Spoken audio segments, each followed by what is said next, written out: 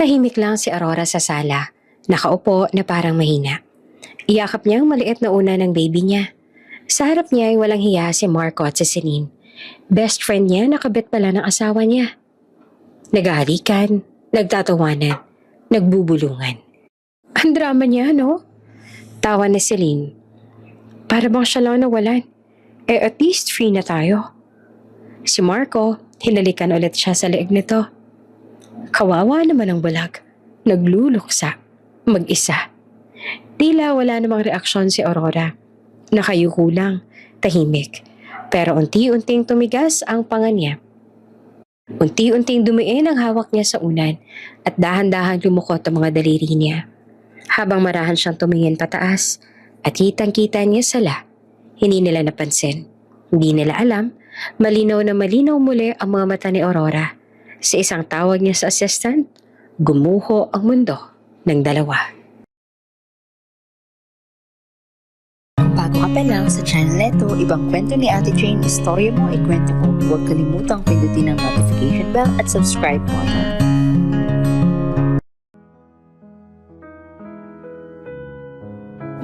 Malamig ang hangin sa loob ng delivery room. Amoy alkohol, amoy takot.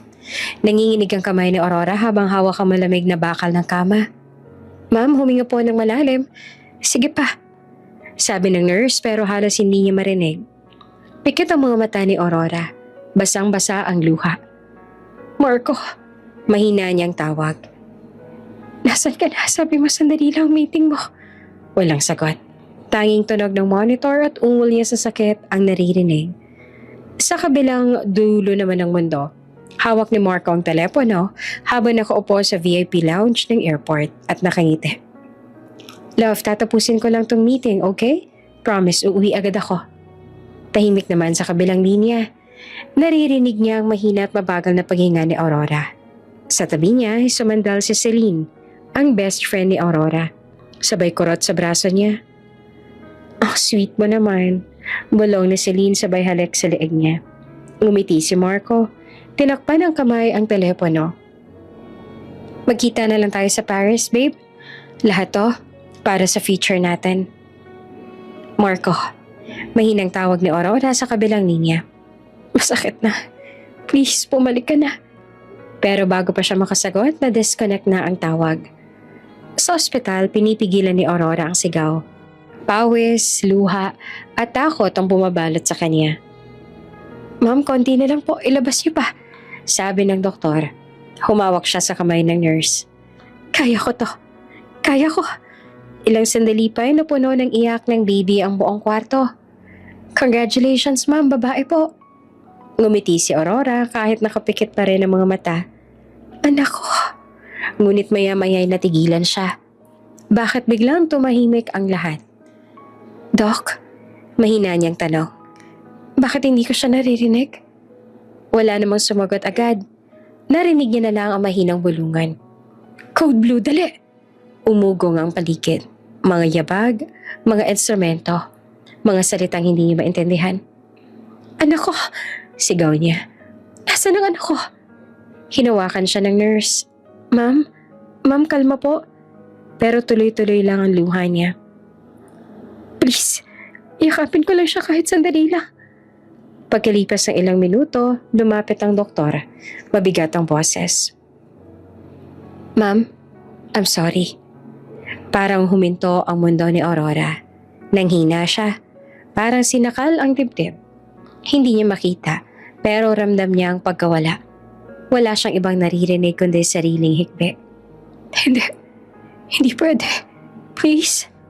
Lumipas ang oras sa ospital na yon, nag-iisa siyang nagluksa. Wala ni isang kamag-anak, ni si Marco. Tanging si Aling Dory ang matandang katulong sa bahay nilang dumating at humawak sa kamay niya. Ma'am, andito lang ako. Kaya niyo to. Sabi nito habang pinupunasan ng pawis niya. Tahimik lang si Aurora. Yung asawa ko, bulong niya. Nasaan siya? Umiling lang si Aling Dory. Sabi ng driver ma'am nasa airport na daw kanina. May kasama raw babae. Napapitlag si Aurora. Babae? Paano mo nalaman? Hindi ko po alam kung tama ma'am. Pero sabi ng driver nakita raw sa reflection sa salamin ng glass wall. Parang si Celine daw po. Nanigas ang katawan ni Aurora. Si Celine, ang matalik niyang kaibigan. Ang taong unang nagyakap sa kanya nang mawalan siya ng paningin. Bumagsak ang luha niya, hindi dahil sa sakit lang ng pagkawala, kundi sa pahiwatig ng kataksilan. Hindi totoo yan, bulong niya. Hindi gagawin ni Marco yan sa akin. Pero alam niyang may bahid ng katotohanan ang mga salita ni Aling Dory. Kinagabihan, tahimik sa kwarto. Wala ng nurse, wala ng tunog ng makina. Si Aurora nakahiga, yakap ang maliit na una na binigay ng nurse. Pinalitan na lang ito sa halip na baby sa bisig niya. Mainit pa ang luha niya habang pinupunasan ng basang pisngi. Anak, sorry kung hindi kita nayakap ng matagal. Nanginig ang boses niya. Pero, ipinangako ko sa sarili ko na hindi ako bibigay. Tumahimik ang paligid. Ang lamig ng kwarto, parang nagiyelong hangin sa pagitan ng kanyang dibdib. Pumikit siya ng mahigpit. Pinilit alisin ang sakit. Ngunit sa loob ng isip niya, malinaw pa rin ang imahe ng asawa. Ang mga halik, mga pangako. Love, ako lang. Walang iba.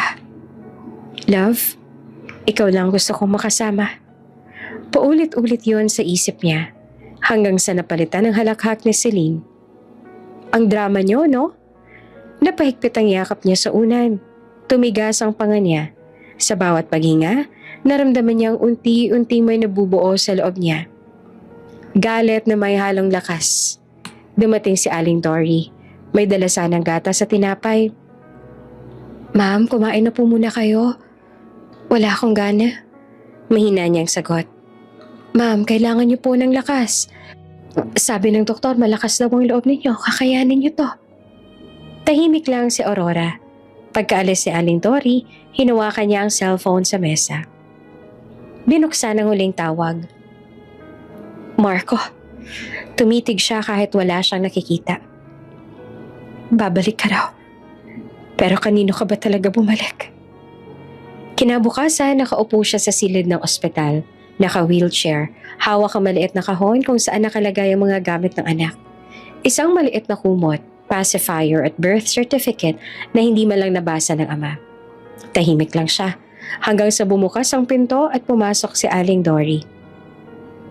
Ma'am, kailangan niyo pong pumirma sa release form ng katawan ng baby.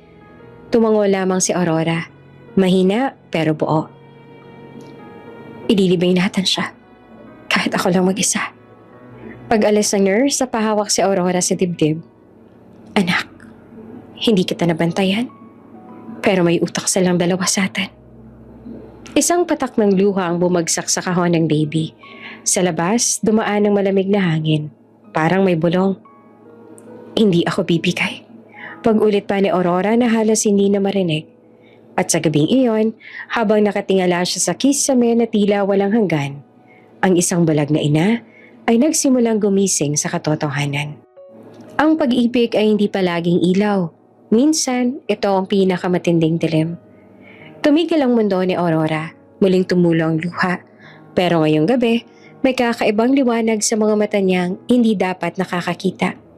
Kumapit siya sa unan, at sa panginginig ng katawan niya, mariin niyang bumulong. Hindi ako bibigay. Makulimlim ang langit ng araw ng libing, mabigat ang hangin. Parang nakikiramay din sa lungkot ni Aurora. Nakahawak siya sa tungkod habang nakaupo sa gilid ng puting kabao ng anak. Tahimik lang siya, walang luha. Pero halata sa bawat hinga niya ang bigat ng sakit. Ma'am, magsisimula na po ang misa, sabi ng pare. Tumango lamang si Aurora. Sa paligid, 3 tao lang naroon. Si Aling Dory, ang matandang katulong, ang driver na si Mang Efren at ang pare. Wala ni isa sa pamilya ni Marco. Baka nasa biyahe pa si Sir Marco, bulong ni Mang Efren. Pero agad siyang sinenyasin ni Aling Dory na manahimik.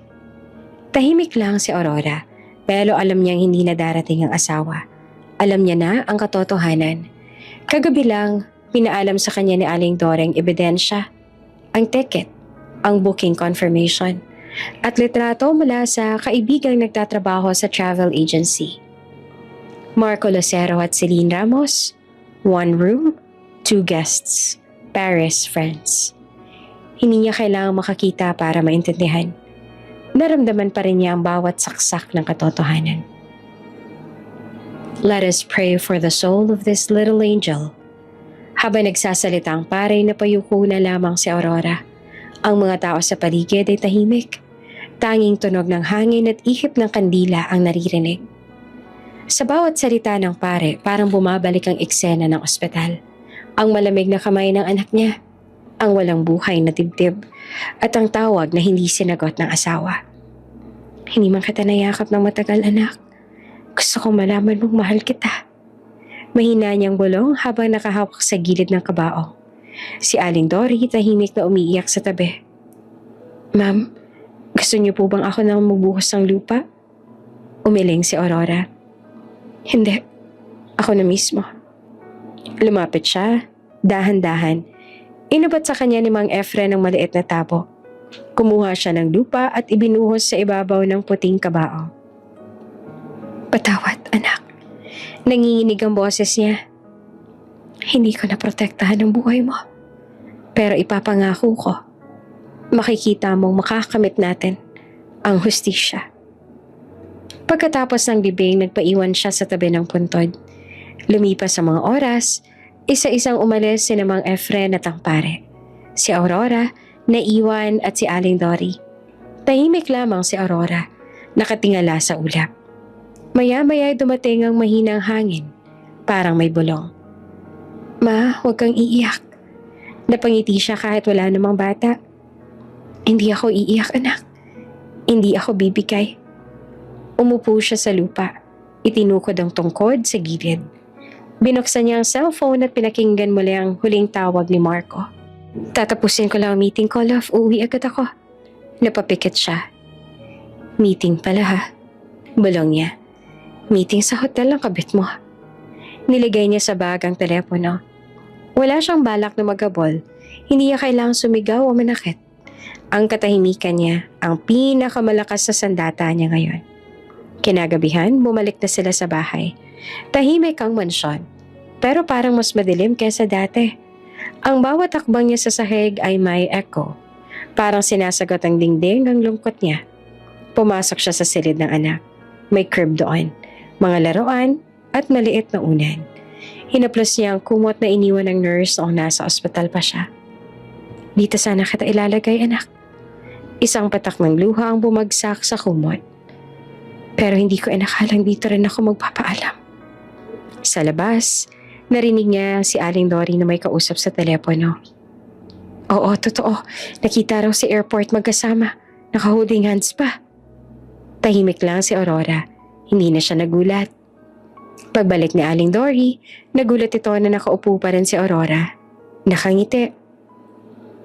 Ma'am, magpahinga na po kayo. Baka tumaas po ang BP ninyo. Umiti lang si Aurora. Hindi na ako iiyak, Dory. Sigurado po kayo? Tumango siya. Oo. Kasi sa susunod na luhang babagsak, hindi na dahil sa sakit, kundi dahil sa hustisya. Kinabukasan, dumating ang lawyer ni Aurora sa bahay. Ma'am Aurora, gusto ko lang pong ipaalam, may mga dokumento po na pwede nating i-freeze muna habang wala si Marco. Tahimik lang siya. Gawin mo lahat, pero walang makakaalam. Understood po. Pag-alis ng lawyer, tumayo si Aurora sa bintana. Bagaman bulag pa rin siya, alam niyang nasa harap niya ang malaking hardin na dati nilang pinagtawanan ni Marco.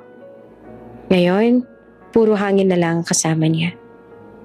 Minsan, bulong niya, ang katahimikan, ang pinakamatinding paraan ng paggante. Bago siya matulog, bumalik siya sa loob ng silid ng anak. May kandilang nakasinde sa tabi ng picture. Lumapit siya. Marahang hinawakan ang frame. Anak, napayuko siya at marahang hinaplos ang frame na parang balat ng baby. Hindi ko alam kung maririnig mo ako. Pero gusto kong malaman mo na mahal kita. At pinapangako ko, lahat ng umapis sa atin, makakakita ng araw. Tahimik siyang huminga ng malalim. Tila may unti-unting apoy na nabubuo sa loob niya. Hindi yun galit lang, kundi determinasyon. Hindi ko na kailangang makita ang mukha nila. Sapat nang alam kong kasama silang dalawa. At kapag bumalik sila, huminga siya ng malalim. Hindi na ako yung Aurora na iniwan nila. Ang liwanag ng kandila ay naglalaro sa kanyang mukha, nagbibigay ng kakaibang tapang. Tahimik, walang musika, walang drama. Pero sa loob ng kanyang dibdib, may buo ng plano. At hindi ito tungkol sa paghihigante lang, kundi sa pagbawi ng dignidad. Dumating ang madaling araw. Wala nang ilaw sa buong mansyon. Tanging liwanag ng buwan sa labas. May isang bulong na, "Patawad anak." Pero may babayarang utang. Mainit ang araw sa Paris pero malamig ang simoy ng hangin. Sa gilid ng Cafe Champs-Élysées, nakaupo sina Marco at Celine, naka-shades, hawak ang mamahaling wine. Sa mesa ay may mga paper bag ng mga brand na halos kasinlaki na ng mesa nila. "Cheers to freedom!" Masiglang sabi ni Celine sabay taas ang baso. Ngumiti naman si Marco. Finally, wala nang drama. Wala nang iyak. Walang problema. Just us. Walang bulag na asawa. Sabat pa ni Celine sabay tawa ng malakas. Tumawa rin si Marco pero may bahid ng kaba sa loob niya. "Grabe ka babe, baka marinig ka ng waiter." Ano kayo? Nasa Paris naman tayo, Marco. Hindi naman tayo kalala rito tsaka hindi niya tayo maiintindihan. Kinuha ni Celine ang baso at sumandal sa kanya. Imagine, habang nagluluksa siya sa Pilipinas, tayo nandito, nag-e-enjoy. Ngumiti si Marco pero hindi gaanong masigla. "Huwag mo namang masyadong sabihin ng ganyan. Baka kung anong isipin ng tao."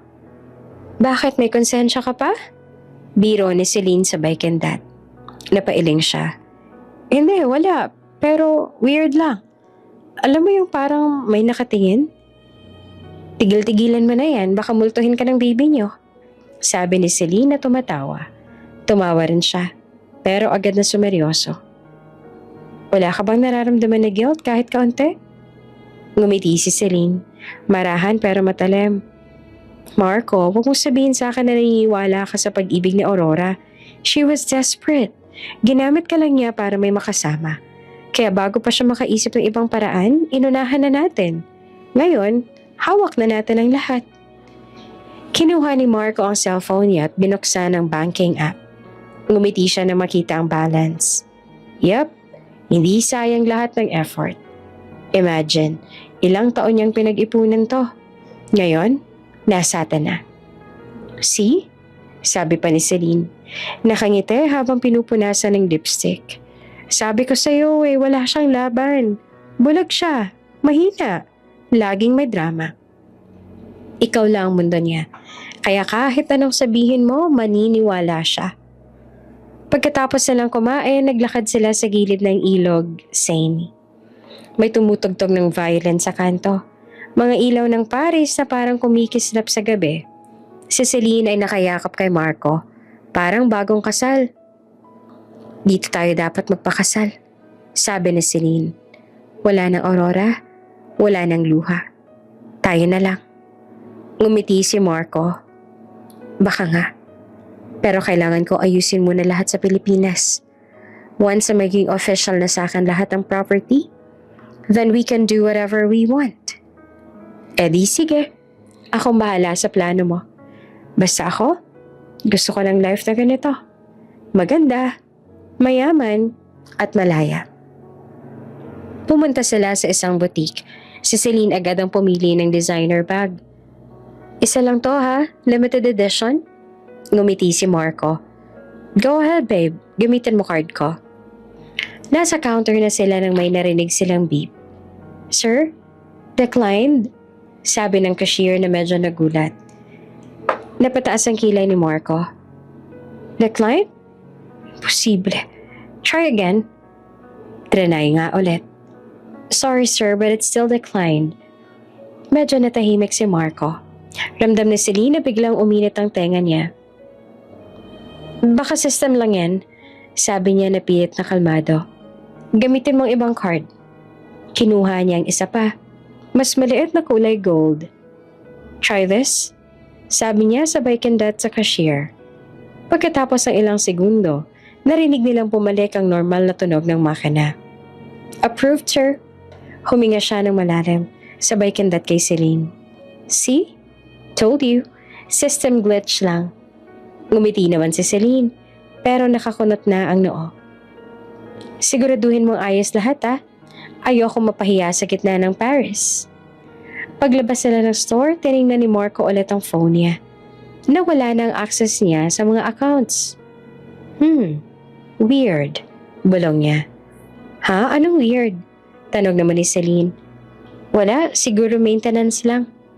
Pero sa loob-loob niya ay may kakaibang kaba. Kinagabihan, nasa balcony sila ng hotel. May mga ilaw ng Eiffel Tower sa malayo. Si Celine nakatapis ng silk robe. May hawak ng wine. Para tayong honeymooners, sabi niya habang hinahaplos ang braso ni Marco. Ngumiti naman si Marco. Di tayo na nga. Honeymoon kahit walang kasal. Mas masarap to kasi walang humaharang.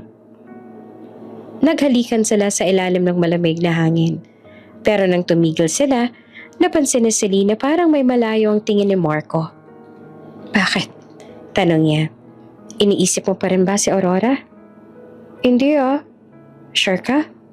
Of course. She's past tense. Ngumiti na lang si Celine. Good. Kasi ayoko may ka-share sa'yo kahit bulag pa yun. Relax, sabi ni Marco. Hindi niya alam lahat ng totoo. Hindi niya alam na hawak ko lahat ng accounts niya. At kahit mabulag man siya habang buhay, hindi niya mararamdaman kung gaano kasarap ang buhay natin ngayon.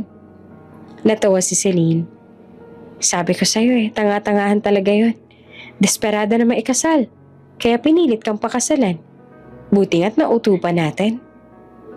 Ngumiti naman si Marco, pero sa loob-loob niya, parang may bumubulong.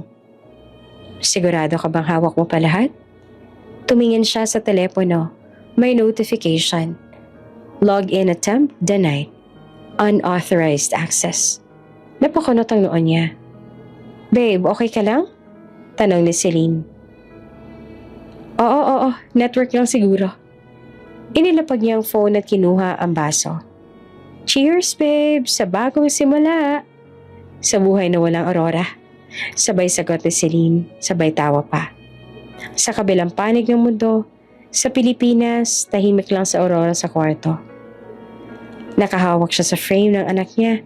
Malamig ang tingin, pero kalmado. Sa mesa niya, nakaayos ang mga dokumento, mga bank forms, legal matters at signature ng lawyer niya. Habang inaayos ni Aling Dory ang mga papeles, marahan itong nagsabi, Ma'am, na-transfer na lahat? Lahat nasa pangalan niyo na. Tahimik lamang si Aurora. Good, sabi niya sa mahinahong boses. Huwag na huwag niyong ipapaalam kahit kanino. Balik sa Paris. Kinabukasan, kumakain ng breakfast si Marco at Celine sa hotel restaurant. Umorder sila ng champagne at croissant. Pagdating ng bill, binunot ni Marco ang platinum card. Same card? Tanong ng waiter. Oo, dapat okay na to ngayon. Maya-maya narinig nila ulit ang pamilyar na tunog. Beep. Sir? Declined? Napanganga si Celine. What? Decline na naman? Imposible yan. Sabi ni Marco na pinipilit ngumiti. System lang yan. Pero habang tinititigan niya ang cellphone niya, napansin niyang wala na ring balance sa ibang account. Hindi na siya nagsalita. Ngumiti lang siya. Pero ang kamay niya ay nanginginig sa ilalim ng mesa. Sa isip niya, unti-unting bumabalik ang tinig ni Aurora. Kalmado, malamig at puno ng sakit. Hindi ako bibigay. At sa gitna ng Paris, habang humihigop ng wine si Celine, si Marco naman ay unti-unting nilalamon ng kaba. Meron na siyang hindi kontrolado. Tahimik ang umaga sa rehabilitation center. Amoy alkohol at linis ng sahig. Nakaupo si Aurora sa therapy room. Nakasuot ng simpleng beige na damit. Habang marahan namang tinatapat ng therapist ang maliit na ilaw sa harap ng kaniyang mga mata. Ma'am Aurora, pakitingin po dito sa kaliwa. Mahinahon ang boses ng doktor. Dahan-dahan niya namang sinanda ng ilaw. Parang walang nangyayari. Parang wala siyang nakikita. Pero sa loob niya, alam niya may bahagyang liwanag na siyang nakikita. Maliit, malabo, pero totoo. Good, sabi ng doktor.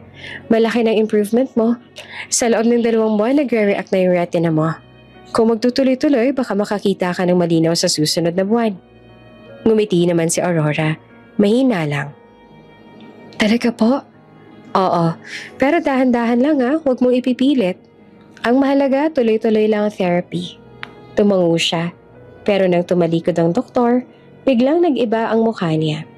Mula sa mahinahon, naging matigas, matalim. Hindi ako basta susuko lamang. Pagkatapos ng session, inihatid siya ni Aling Dory sa bahay. Ma'am, gusto niyo po bang ipainit ulit yung sabaw? Niluto ni Mang Gracie yung paborito niyang sinigang. Ngumiti si Aurora, nakasandal sa upuan. Mamaya na lang, gusto ko munang magpahinga. Pagdating sa silid, tumayo siya sa harapan ng salamin. Tahimik, kita niya ang sarili, medyo malabo, pero nakikita na ang hugis. Napikit ulit, pinapainit ang kanyang mga mata. Habang kausap siya ng doktor ay marahang bumungad ang liwanag sa gilid ng salamin. Ang tagal kong naniwala na hindi ko kaya. Mahinahon niyang sabi. Ang tagal kong pinili magbulag-bulagan, kahit dati pa. Umupo siya sa kama. Sa tabi nito ay nakalagay pa rin ang lumang una ng anak niya. Luma, maputla, pero amoy pa rin ng baby powder. Hinaplos niya ito, pero hindi na siya umiyak. Anak, bulong niya. Hindi ko alam kung maririnig mo to, pero hindi ako titigil. Hindi na ako yung ina na umiiyak sa sulok. Simula ngayon, ibang Aurora na. Kinabukasan, maaga pa lang bumalik siya sa therapy center. Nakangiti naman ng doktor na makita siya. Ganyan ang gusto ko, maaga, determinado.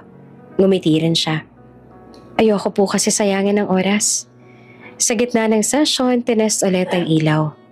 Pakitingin sa kanan, sinunod niya. Sa kaliwa, sumunod ulit. Tahimik lang ang doktor, pero halata ang tuwa. Very good, nag-a-adjust na ng mata mo. Habang patuloy ang therapy, naramdaman niyang unti-unting nagiging malinaw ang paligid. Parang unti-unting nagbubukas ang kortina ng isang mahabang gabi. Nakikita niya na ang silhouette ng doktor, ang kulay ng ilaw, kahit malabo pa. Pero hindi niya pinakita. Nagkunwari siyang pareho pa rin. Bulag, walang nakikita. Pagkatapos ng session, lumapit ang doktor sa kanya. Aurora, kung gusto mo, pwede ka na umuwi sa ibang bahay mo. Mas magiging madali kung doon ka na magpapahinga. Ngumiti siya. Hindi pa po siguro. Gusto ko po munang matapos ang lahat dito. Pero sa isip niya, malinaw na ang plano. Ayoko malaman ng kahit sino na nakakakita na ako. Hindi pa ngayon. Hindi pa tapos ang laban. Sa bahay, dumating naman si Mang Resty. Dala ang mga papeles. Ma'am, napunta na po lahat sa inyo ang mga property. Wala nang nakapangalan kay Sir Marco. Tahimik lang si Aurora. Mabuti. May gusto pa po ba kayong ipaabot sa kanya? Tumingin siya sa malayo. Wala. Hindi pa. Pag-alis ng matanda, binuksan niya ang laptop. Kahit malabo pang paningin, kabisado niya kung saan ang bawat key. Binuksan niya ang email at nag-type. To Attorney Meneses. Subject, proceed with the next step. Message, huwag niyong ipaalam kahit kanino. Lahat dadaan sa akin bago mailabas. Nang mapindot ang send, napahinga siya ng malalim. Kinagabihan ay umulan. Umupo siya sa veranda. Hawak ang tasa ng kape. Tahimik ang paligid. Tanging tikatik ng ulan lang ang maririnig. Sa gilid ng mata niya ay may aninang dumaan. Pusa lang pala. Ngumiti naman siya ng bahagya. Ang tahimik ng gabi, parang kalmado. Pero alam kong darating ang bagyo. Tumingin siya sa langit. Kahit maulap, alam niyang nandun pa rin ang mga bituin. Dahan-dahan niyang hinaplos ang pisngi niya. Wala na ang luha. Kinabukasan, bumalik siya sa therapy. Pagkatapos ng session, pinatay ng doktor ang ilaw. Magaling ka na, Aurora. Ramdam kong gusto mo talagang gumaling. Ngumisi siya pero matigas na. Hindi lang gusto, Doc. Kailangan. Nang umalis ang doktor, naiwan siya mag-isa sa silid. Nakaupo siya, tahimik. Hawak ang puting tungkod na lagi niyang dala. Pinikit niya ang mga mata, huminga ng malalim. Pagmulat niya, tinanggal niya ang salamin na ginagamit niya para magmukhang bulag. Tinitigan niya ang sarili sa salamin sa dingding. Ngayon, mas malinaw na. Kita niya na ang sarili. Hindi na kawawa, hindi na durog. Tumayo siya, tuwid ang likod, kalmado ang mukha. Sa boses na malalim at patatag, mahina niyang sinabi, "Simula bukas, hindi na ako biktima." At sa unang pagkakataon, may bahagyang ngiti sa labi ni Aurora. Hindi ng luha, kundi ng pagbangon. Mainit ang araw sa Paris pero malamig ang hangin sa loob ng hotel. Sa front desk ng 5-star hotel, nakangiti si Celine. Suot ang malaking salamin at designer bag. Katabi niya si Marco, hawak ang wallet at cellphone habang kausap ang receptionist. "Sir, gusto niyo po ba mag-upgrade to the executive suite? May private balcony with Eiffel Tower view." Magalang na sabi ng staff. "Of course," sagot naman ni Celine agad. Sabay abot sa braso ni Marco. "Let's enjoy Paris properly, hindi yung parang turista lang." Ngumiti naman si Marco ng pilit. "Yeah, sige. Charge it to my card." Inabot niya ang platinum credit card. Pero ilang segundo lang, nag-beep ulit ang machine. "Sorry sir, declined." Biglang nag-ibang mukha ni Celine. "Again?" Ngumiti naman si Marco at nakipit balikat. Baka may maintenance lang sa bank." "Maintenance? Ilang araw na to, Marco?" Halos pabulong pero galit ang tono ni Celine. "Hindi naman lahat ng bank may maintenance ang 3 araw." Lumapit ang manager. "Sir, kung gusto niyo, we can try another card." Napilitan si Marco. "Sige." Kinuha niya ang isa pa. Debit card naman. Personal savings niya. Maya-maya, beep. "Approved, sir." Ngumiti siya at pilit sabay hinga ng malalim. "See? Sabi ko na sa'yo, glitch lang." Pero habang nilalagay niya sa wallet ang platinum card, hindi niya napigilan ang panginginig ng kamay niya. Pagpasok nila sa bagong kwarto, agad humiga si Celine sa kama. "Hindi na to nakakatawa, Marco. Akala ko ba okay lahat?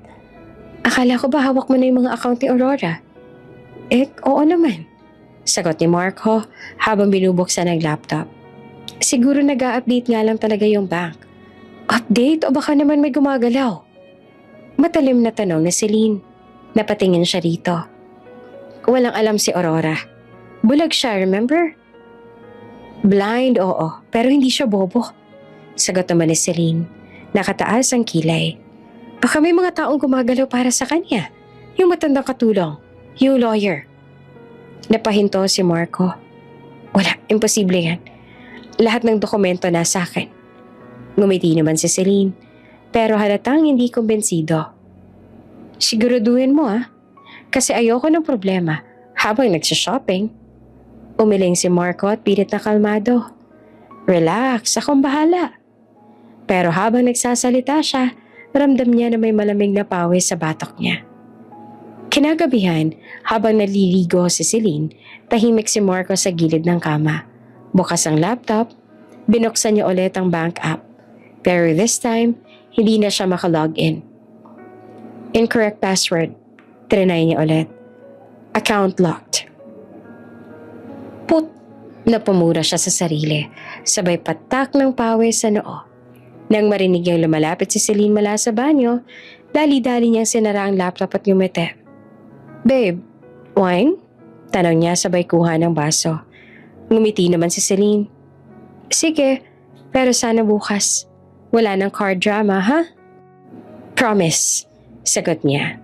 Pero sa loob-loob niya, paano kung wala na talaga yung pera? Sa Pilipinas, nakaupo naman si Aurora sa maayos na lamesa. Tahimik ang buong bahay. Tanging tunog lang ng papel at lapis ang maririnig. Sa harap niya ay isang folder na makapal, puno ng mga bank statements, transaction receipts at listahan ng mga property na dati ay nasa pangalan ni Marco. Kasama niya si Attorney Meneses. Mahinahon ngunit matalim magsalita. "Ma'am, as of today, lahat ng account na may halong pondo niyong mag-asawa na freeze na. Hindi pa nila alam, pero mawawalan sa system access nila in the next 24 hours. Tahimik lang si Aurora, hindi nagulat. "Mabuti. May gusto pa po ba kayong ipaabot sa kanya? Tanong ng abogado. Ngumiti si Aurora. Mahinahon. Halos hindi gumagalaw ang labi. Wala. Hindi pa oras. Kapag oras na, siya mismo makakaintindi. Kinuha niya ang folder, nilagay sa isang kahon at maingat na isinara. Walang drama, walang luha. Pero may tibay sa bawat galaw. Salamat, attorney. Sa susunod na hakbang, ako na mismo ang kikilos. Tumango ang abogado. Tiwala po ako sa inyo, ma'am. Tahimik kayo, pero matalim. Kinagabihan sa balkonahe, si Aurora ay nakaupo ulit, hawak ang tasa ng mainit na tsaa. Sa tabi niya ay ang folder. May tatak na pangalan ni Marco sa lumang dokumento. Binuksan niya iyon sandali, tinitigan. Tapos ay marahang sinara ulit. Sa isip niya, bumalik ang huling eksena ng libing. Siya lang, walang asawa, walang pamilya.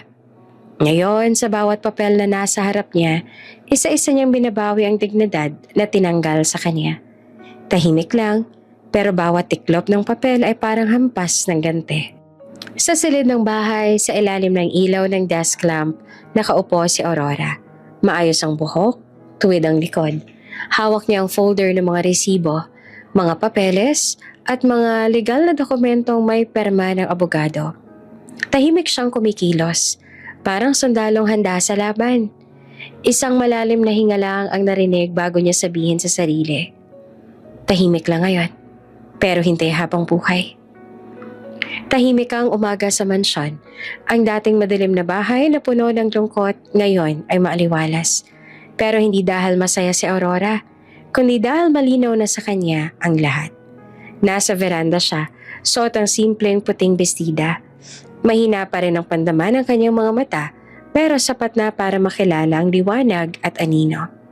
Sa harap niya nakalatag ang ilang dokumento, mga titulo ng lupa, bank statements at legal papers. Lupapit si Attorney Meneses, dalang brown envelope na may tatak ng law firm. Mama Aurora, mahinahon niyang sabi. Tapos na po ang proseso. Effective na yung araw, hawak niyo na ulit lahat ng ari-arian. Lahat ng under your name, pati yung mga nilipat noon ni Sir Marco na ibalik na legally. Tahimik lang si Aurora. Hindi agad nagsalita. Kinuha niya ang envelope, dahan-dahan itong binuksan. Isa-isa niyang tinitigan ng mga papel. Nilapat ang kamay sa bawat dokumento. Parang sinisigurado niyang totoo nga. Walang makakahawak ng anumang pag-aari ko kundi ako. Mahina pero buo niyang sinabi.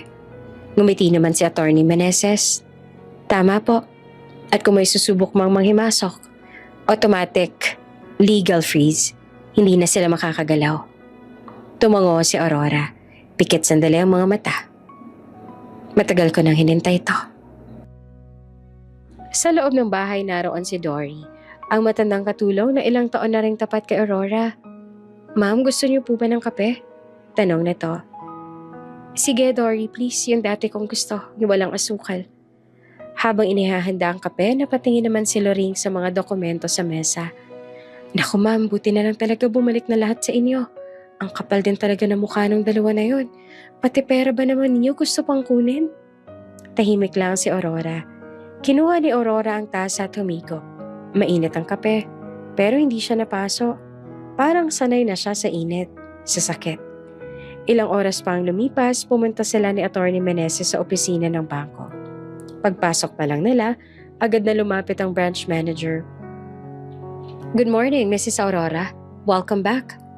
Ngumiti naman si Aurora ng bahagya. I hope this time ako lang may access sa lahat. Yes, ma'am. Sagot naman ng manager. Wala nang ibang authorized person. Lahat ng dating signatory si Mr. Marco ay tinanggal na. Kayo na po ulit ang primary at sole account holder. Inabot sa kanya ng manager ang bagong checkbook, debit card at statement copy. Habang tinatanggap niya ito, naramdaman niyang parang may bigat na nawala sa balikat niya. Hindi dahil sa pera, kundi dahil sa kontrol. Paglabas sila ng bangko, huminto si Aurora sa harap ng pinto. Huminga ng malalim, tapos ngumiti ng mahina. Salamat, attorney. Alam mo dati, iniisip ko, baka hindi ko na mabawi ito. Pero ngayon, Parang natuto akong tumingin ulit. Tumango si Attorney Meneses.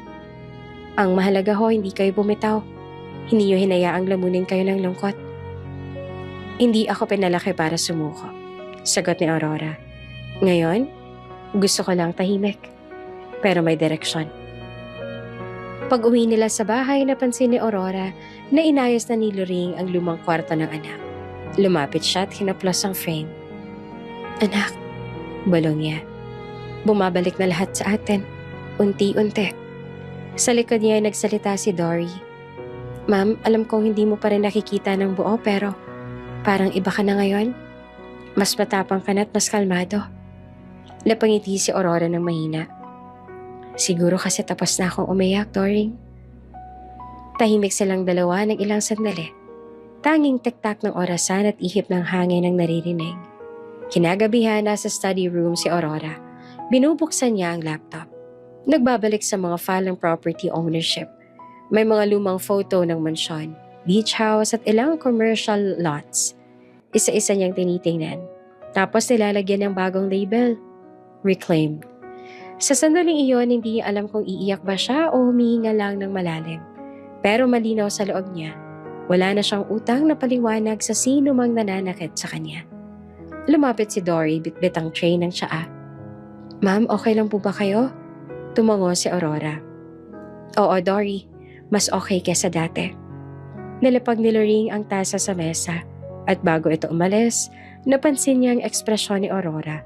Kalmado pero may halong apoy. Nang makaalis ang katulong, bumuntong hininga si Aurora. Malalim, mabigat. Parang tinatanggal niya lahat ng sugat ng kahapon. Sa dilim ng kwarto, tanging ilaw lang ng laptop ang nagliliwanag sa mukha ni Aurora. Nakatingin siya sa screen, hawak ang dokumento ng lahat ng naibalik na ari-arian. Tuwid ang likod, mahigpit ang hawak. Huminga siya ng malalim, isang buntong hininga na may puot, pero may halong ginhawa. Ngayon, kontrolado ko na ulit ang buhay ko. Isang malalim na titig, sabay pikit. At sila naman ang mawawalan. Tahimik ang bahay ni Aurora nang tumunog ang cellphone. Malamlam ang liwanag ng hapon. Sinisinaga ng araw ang kortina na kulay abo. Tulad ng pakiramdam niya, kakagaling lang niya sa puntod ng anak. Bitbit pa ang maliit na memory blanket na hindi niya kayang iwan. Nag-vibrate ulit ang telepono. Pangalan, Marco. Parang tinusok ng karayom ang dibdib ni Aurora. Ilang segundo siyang hindi gumalaw. Nakaabang lang ang kamay niya sa ibabaw ng mesa. Nanginginig pero kontrolado. Huminga siya ng malalim. Pinilit ayusin ang boses. Hello? Mahina pero matatag niyang bate. Mula sa kabilang linya ay boses naman ni Marco.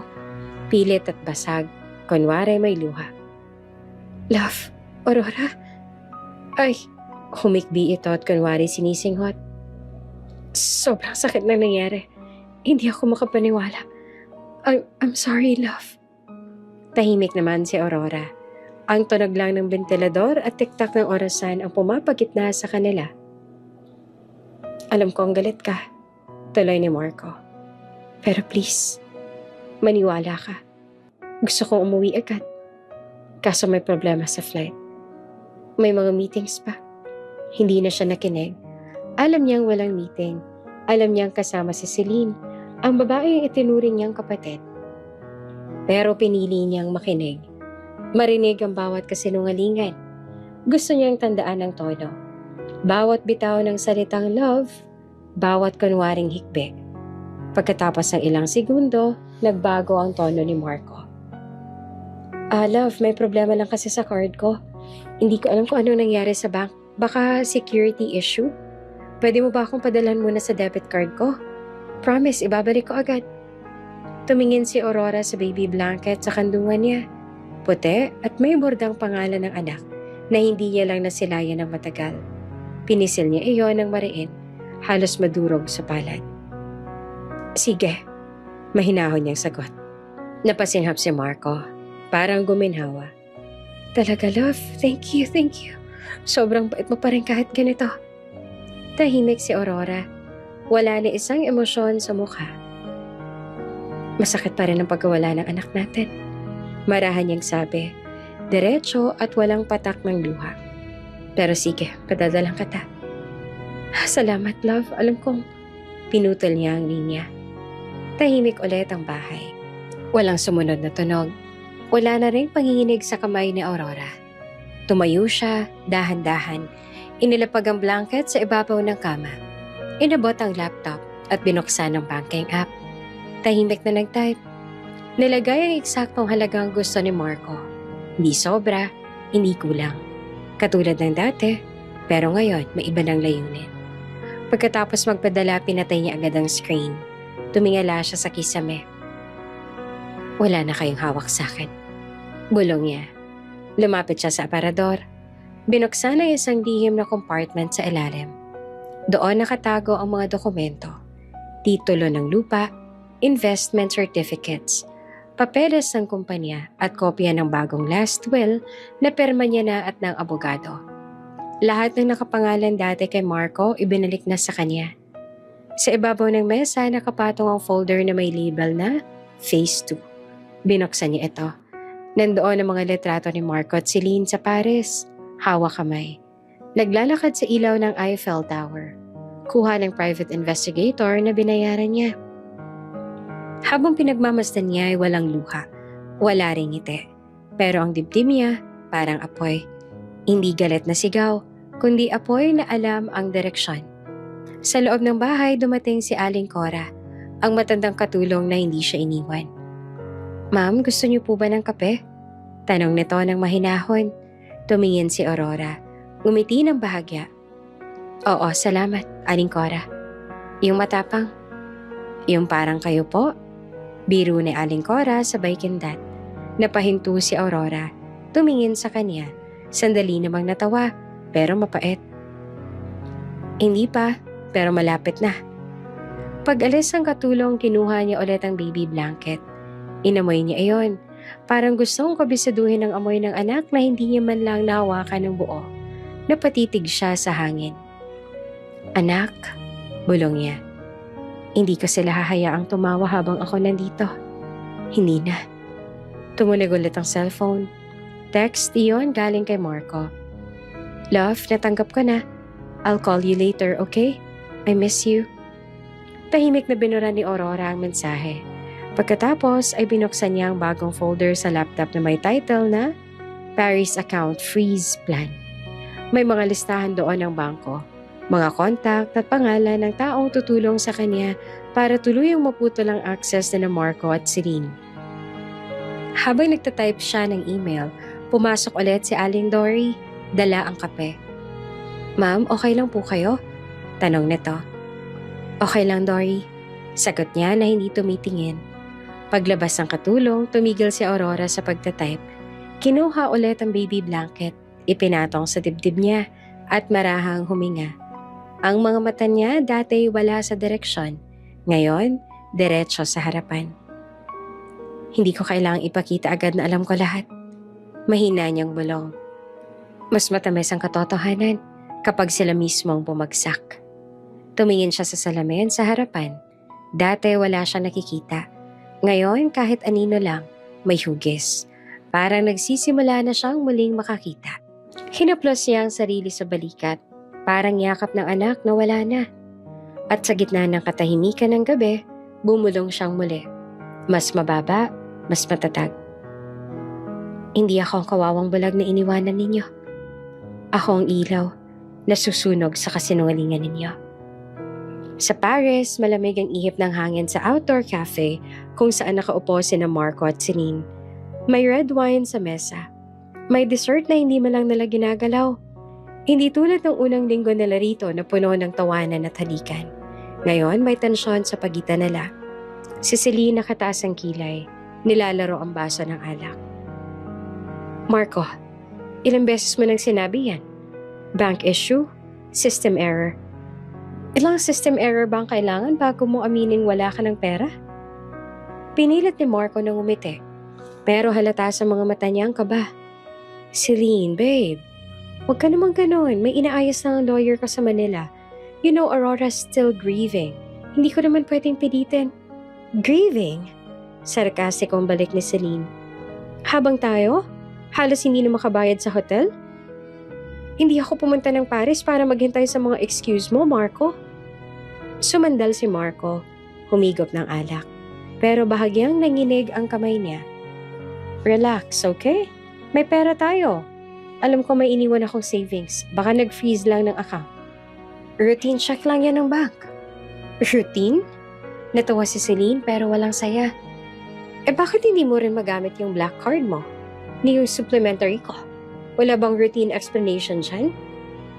Napakuyom si Marco sa ilalim ng mesa. Hindi niya magawang tumingin ng diretso. Stop overthinking, Celine. I'll fix this. Just give me a few days. Tumayo si Celine.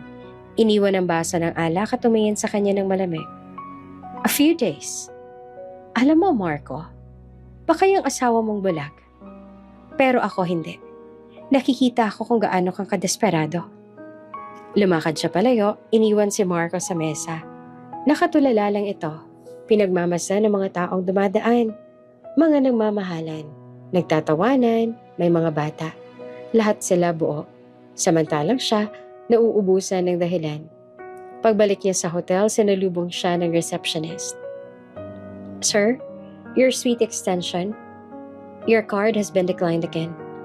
Napilitan naman siyang ngumiti. Hinugot ang debit card. Try this one. Matagal bago tumunog ang approved. Huminga siya ng malalim. Isa lang ang laman sa isip niya. Kailangan ko makausap si Aurora. Samantala sa Pilipinas, kalmado ang gabi. Umuulan ng mahina. Si Aurora nakaupo sa madilim na silid. Tahimik na nakikinig sa ulan. Nakasuot pa rin ang kulay puting bestida. Marumi at may bahid ng kape. Katabi niya ang cellphone, naka-loudspeaker. Sa kabilang linya, boses naman ng kanyang lawyer, si Attorney Benitez.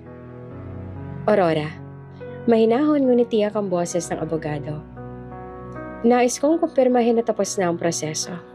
Nasa iyo na ngayon ang buong ari-arian. Ang mga negosyo, shares, lahat ng bank accounts. Lahat, legal na. Officially, wala nang access si Marco kahit piso. Tahimik lang si Aurora. Hindi siya agad nakasagot. Parang biglang huminto ang paligid. Sa dilim, hawak niya ang baby blanket. Hindi siya umiiyak, pero nanginginig ang labi niya. Sigurado ka, attorney? Oo, ma'am. Nakumpirma ko na rin sa mga bangko. Hindi na sila makakapasok sa alinman sa mga account mo. Safe ka na. Safe. Mahinang ulit pa ni Aurora. Parang sinusubok ang bigat ng salitang iyon. Tahimik ulit. Hanggang sa marinig ng abogado ang mahinang tawa. Mahina lang, pero matalim. Salamat, attorney. Sabi niya sa wakas. Ngayon, pwede na akong huminga. Habang binababaan niya ang tawag, dahan-dahan niyang tinanggal ang blindfold na matagal niyang suot. Kahit nasa loob lang ng bahay, ang mga mata niya ay halos muling nakikita ang anyo ng paligid. Mga aninong gumagalaw, liwanag ng ilaw sa kisame. Hindi pa malinaw, pero sapat na para maramdaman niya na hindi na siya nakatali sa dilim. Lumapit siya sa bintana. Sa labas, kumikidlat. Tumama ang liwanag sa mukha niya. Parang ibang aurora na ang naroroon. Tahimik siyang bumulong. Wala na silang maikakaila. Lahat ng pag-aari ko, inangkin na nila. Nasa akin na. Sa Paris, si Marco naman ay nakaupo sa kama. Hawak ang cellphone. Nakatingin sa balita. Online. Headline. Lucero Group Holdings, Board Chair returns full ownership of Aurora Lucero. Natigilan siya at napahawak sa ulo. Imposible. Pumasok si Celine na galing sa banyo, nakabalot ng robe. Oh, ano nangyari? Pinakita niya ang screen. She took everything back. Ha? Akala ko ba may power of attorney ka pa rin? Wala na raw. Baka nag-file siya ng withdrawal of authority. Napahigpit ang hawak niya sa cellphone. Hindi. Imposible to. Hindi siya marunong sa legal matters. Bulag siya, Celine. Ngumiti lamang si Celine, malamig. Baka nga dati. Pero ngayon, parang nakakita na siya ng malinaw. Tumalikod ito, naglakad palayo. Good luck, Marco. Baka ako rin. Maghahanap na ng sariling yaman. Iniwan siyang mag-isa sa kwarto. Hawak ang cellphone na wala ng sagot mula kay Aurora. Tinawagan niya ito. Pero, the number you have dialed is unattended. Sa kabilang dako, sa loob naman ng madilim na bahay, nakaupo si Aurora. Nakapikit na parang tulong. Pero sa ilalim ng mesa, hawak niya ang isang folder. Nakasulat, Phase 3, The Fall. Narinig niya ang mga salitang tumatak sa isip niya mula sa tawag kanina. Nasa iyo lahat ngayon.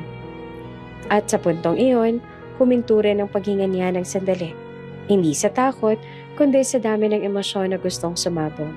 Sakit, galit, at isang kakaibang kalmado. Pagbukas ng mata niya, dumilat siya ng buo. Walang takot.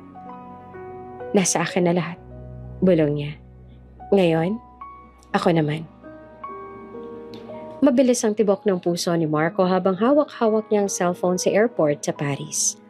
Ang plano niyang maayos na flight pabalik sa Pilipinas ay biglang nagbago. Business class na dapat ay reserve na. Biglang nakansela. Unbelievable! Sigaw ni Celine na hawak ang ticket sa kamay. Mukha ang pula sa galit. Paano na to? Hindi ko kaya to. Hindi ko deserve to. Calm down, sabi ni Marco na pinipilit hawakan ang kamay niya. Baka error lang yan. May iba pa naman tayong option. Error? Error? Galit na sigaw ni Celine habang tinatapik ang counter ng airline staff. Hindi ka ba marunong mag-ayos? Ako, I deserve comfort, Marco. Hindi ko kaya mag-economy. Nakatingin sa kanila ang ibang pasahero. May mga nagtatawanan. May mga nagugulat sa eksena. Isa pang puntis sa babae sa pila ay nag-iilang ang tingin kay Celine. Sabay ngiti sa kaibigan niya. Si Marco naman ay huminga ng malalim. Okay, relax. May seat sa economy. Economy? Halatang nagulat si Celine. Hindi pwede to. I'm not sitting there. Do you hear me? Tahimik na lang si Marco sa loob. Pilit na pinipigilan ng galit. Alam niyang wala nang magagawa. Legal at financial, wala na silang access sa credit card ni Aurora. Habang sakay ng eroplano, magkalapit ang kanilang mga upuan sa economy class. Si Celine nakaupo, halos hindi makahinga sa galit at pagkapahiya. Ang mga pasahero sa paligid ay nagtititigan. May mga nakangiti at may mga nagbubulungan. Sir, Madam, we understand your concern, pero fully booked na po ang business class. Paliwanag ng flight attendant na mahinahon. Fully booked? Hindi to pwede. Hindi to pwede. Sigaw ni Celine. Tumayo naman sa aisle. I don't deserve this. Hindi ako nagbayad para dito. Nagulat pa ang ibang pasahero. May ilan na napapailing. Humiga si Marco sa upuan. Napagod, halos manahimik. Subalit ramdam niya ang galit ni Celine at ramdam niya rin ang sarili niyang pangamba. May isang matandang babae sa tabi nila na nakangiti lang, tila naaaliw sa eksena. Young lady, relax, economy's fine. Mahinang payo ng matanda sabay kandat. Pero hindi iyon nakatulong, si Celine ay halos sumigaw sa buong cabin. Ang mga flight attendants ay dumating. Pinilit siya na umupo at pakalmahin. Sa wakas, napilitang muupo si Celine. Ngumingiti lang si Marco na pilit nagpapa-impress na kalmado. Habang umaalis ang eroplano, nakatitig si Marco sa bintana. Makikita ang liwanag sa Paris sa gabi. Alam niyang wala nang magagawa. Wala nang pwedeng kontrolin. Si Celine nakayuko, halatang galit at nahihiya. Sa Pilipinas, tahimik ang mansyon ni Aurora. Nakaupo siya sa tabi ng maliit na altar kasama ang frame ng anak, hawak ang memory blanket. Sa labas ay mahinang ulan, parang kumakaway sa kalungkutan niya. Anak, bulong niya ng marahan, halos hindi marinig. Sana hindi nila maramdaman ang sakit ko. Pinisil niya ang blanket ng mariin para maramdaman ang init ng anak kahit wala na. Ang puso niya, bagaman nasaktan, ramdam ang pag-asa at determinasyon. Tahimik siyang nagdasal, hindi para humingi ng tulong, kundi para magpatibay sa sarili. Gusto ko lang malaman mo, anak. Hindi ako susuko. Hindi nila maaangkin kung ano man ang meron ako ngayon. Sa study room, nakabukas ang laptop. Nakatutok sa bank account statements. Ang bawat transaction na ginawa ni Marco at Celine, nakikita niya na. Wala nang natira sa kanila. Sa Paris, nagwawala sila. Sa Pilipinas, tahimik namang kumikilos si Aurora. Sa aeroplano, si Marco at Celine ay patuloy na napapahiya sa economy. Ang mga flight attendants ay napapatingin sa kanilang eksena. Si Celine pilit nagtatakip sa mukha, halos umiiyak sa galit at iyak. Marco, what are we going to do? Bulong niya. Relax, Celine, relax. Sagot ni Marco pero halata ang takot sa boses niya. Alam niyang wala na silang hawak sa pera ni Aurora. Ang mga pasahero ay may ilan na nakangiti. May ilan na tumatawa sa eksena. Ang dating mararangal na flight nila sa business class ngayon ay isang public embarrassment. Sa kabilang banda kay Aurora, ang bawat hirap ni Marco at Celine ay hindi kasiyahan, kundi isang patunay na ang hustisya ay dahan-dahang na ibabalik. Habang nakaupo siya, marahang napasulyap sa bintana at nakikita niya ang sarili sa refleksyon. Nakita niya ang anyo ng sarili, tahimik pero may apoy sa puso. Hindi na biktima, hindi na bulag sa lahat ng kasinungalingan at panlilin lang.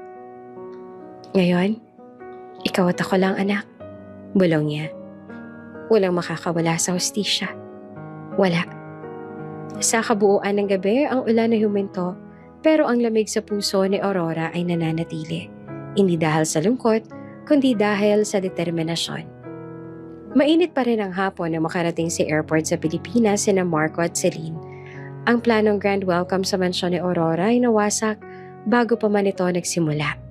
Walang naghihintay sa kanila sa VIP pickup. Walang limousine, walang driver. Wala rin nakasuot na uniforme ng personal staff ng mansyon. Hello? Aurora? Bakit walang sumundo? Tawag ni Marco habang nakatingin sa palibot ng airport. Ang tinig niya ay pilit na kalmado pero halatang pagkabigla. Sorry love. Sagot naman ni Aurora sa kabilang linya ng telepono. Monotone, parang walang emosyon. Nagka-problem lang daw sa daan ng driver mo. Taxi na lang kayo pa uwi. Tahimik si Marco. Taxi? Pero, okay, I understand. Didiretso na lang ako sa office pagkatapos. May need lang ako i-check. Sure, sagot ni Aurora. Hindi nagdagdag ng kahit anong paliwanag. Naglakad sina Marco at Celine papunta sa taxi line. Si Celine naka-high heels, nakaporma. Ngunit halata sa bawat takbang ang pagkainis. Hindi ko to kaya. Parang baliw na lang tayo sa mata ng mga tao. Reklamo niya habang sumasakay sa taxi. Relax ka lang, Celine. Sagot ni Marco na pilit na nakangiti. Ngunit ang ngiti niya ay puno ng kaba. Alam niyang may nangyari habang wala sila sa Pilipinas. Walang akses sa yaman ni Aurora. At ang bawat galaw nila ngayon ay nakalagay sa ilalim ng matalim na mata ng asawa. Sa taxi, nag-aalangan naman si Celine sa seatbelt, sabay salyap sa paligid. People are looking at us. I hate this. Bulong niya na halos kumakaba. Ignore them, sabi ni Marco nang may iritasyon. Pagdating sa building ng kumpanya, nakatingin ng dalawang security guard sa kanila habang papalapit sila sa elevator lobby. Sir at ma'am, sorry po. Mahinahon ngunit malinaw ang tono ng guard. Hindi nagana yung ID ninyo sa VIP elevators. Hindi na po kayo authorized. Nakangisi lang si Celine. Pilit na kumakapit sa kamay ni Marco. Ano? Paano to? Pinilit ni Marco. Must be a system glitch. I'll check with the IT later. Ngunit halata sa kanyang mukha ang pagkainis at pangamba. Wala siyang choice kundi gamitin ang public elevator. Habang papasok, may ilang empleyado na tumitig. Ang ilan ay nagtatawanan. Ang iba nagtatakang tingin. Si Celine na pahiya, nakayuko. Hindi ko kaya. Lahat ng tao nakatingin sa akin. Bulong niya na halos umiiyak. Si Marco ay pilit naman na kalmado. Hinawakan ang balikat niya. It's okay, Celine. Just breathe. Habang paakyat ang elevator, tahimik si Marco. Pilit iniisip ang mga posibleng solusyon. May hawak na papel sa kanyang bulsa. Ang kopya ng withdrawal attempts at mga bank statements. Lahat ng card ni Aurora, hindi nagana. Wala silang pwedeng gawin. Si Celine nakatingin sa salamin ng elevator, pilit inayos ang buhok at makeup. Nakakahiya, reklamo niya, ngunit ang boses niya ay napakababa. Si Marco ay huminga naman ng malalim. Alam niyang wala nang puwang para sa pagkakamali. Hindi lang siya nahihiya sa publiko, nahihiya siya kay Aurora. Samantalang sa loob naman ng mansyon, nakaupo si Aurora sa living room. Nakatingin sa labas ng bintana. Bulag pa rin sa posisyon, nakayuko, pero may kakaibang lakas sa postura niya. Ang mga kamay niya, nakakapahinga sa ibabaw ng memory blanket ng anak. Tahimik siya, parang hindi naririnig ang abala ng lungsod sa labas. Ngunit sa ilalim ng katahimikan, ramdam mo ang tensyon at kapangyarihan. Ang kanyang isip ay malinaw. Bawat galaw ni Marco at Celine ay naitala na.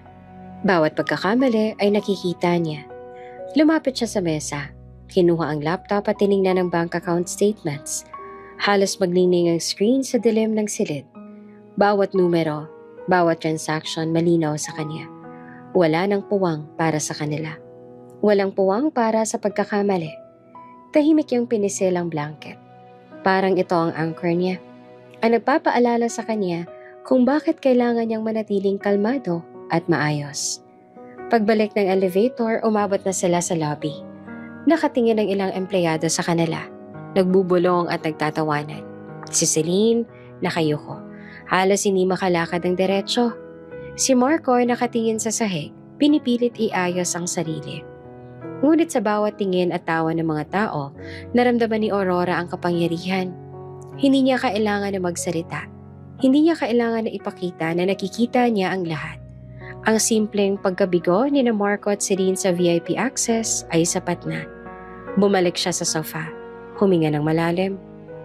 Simula ngayon, bulong niya sa sarili.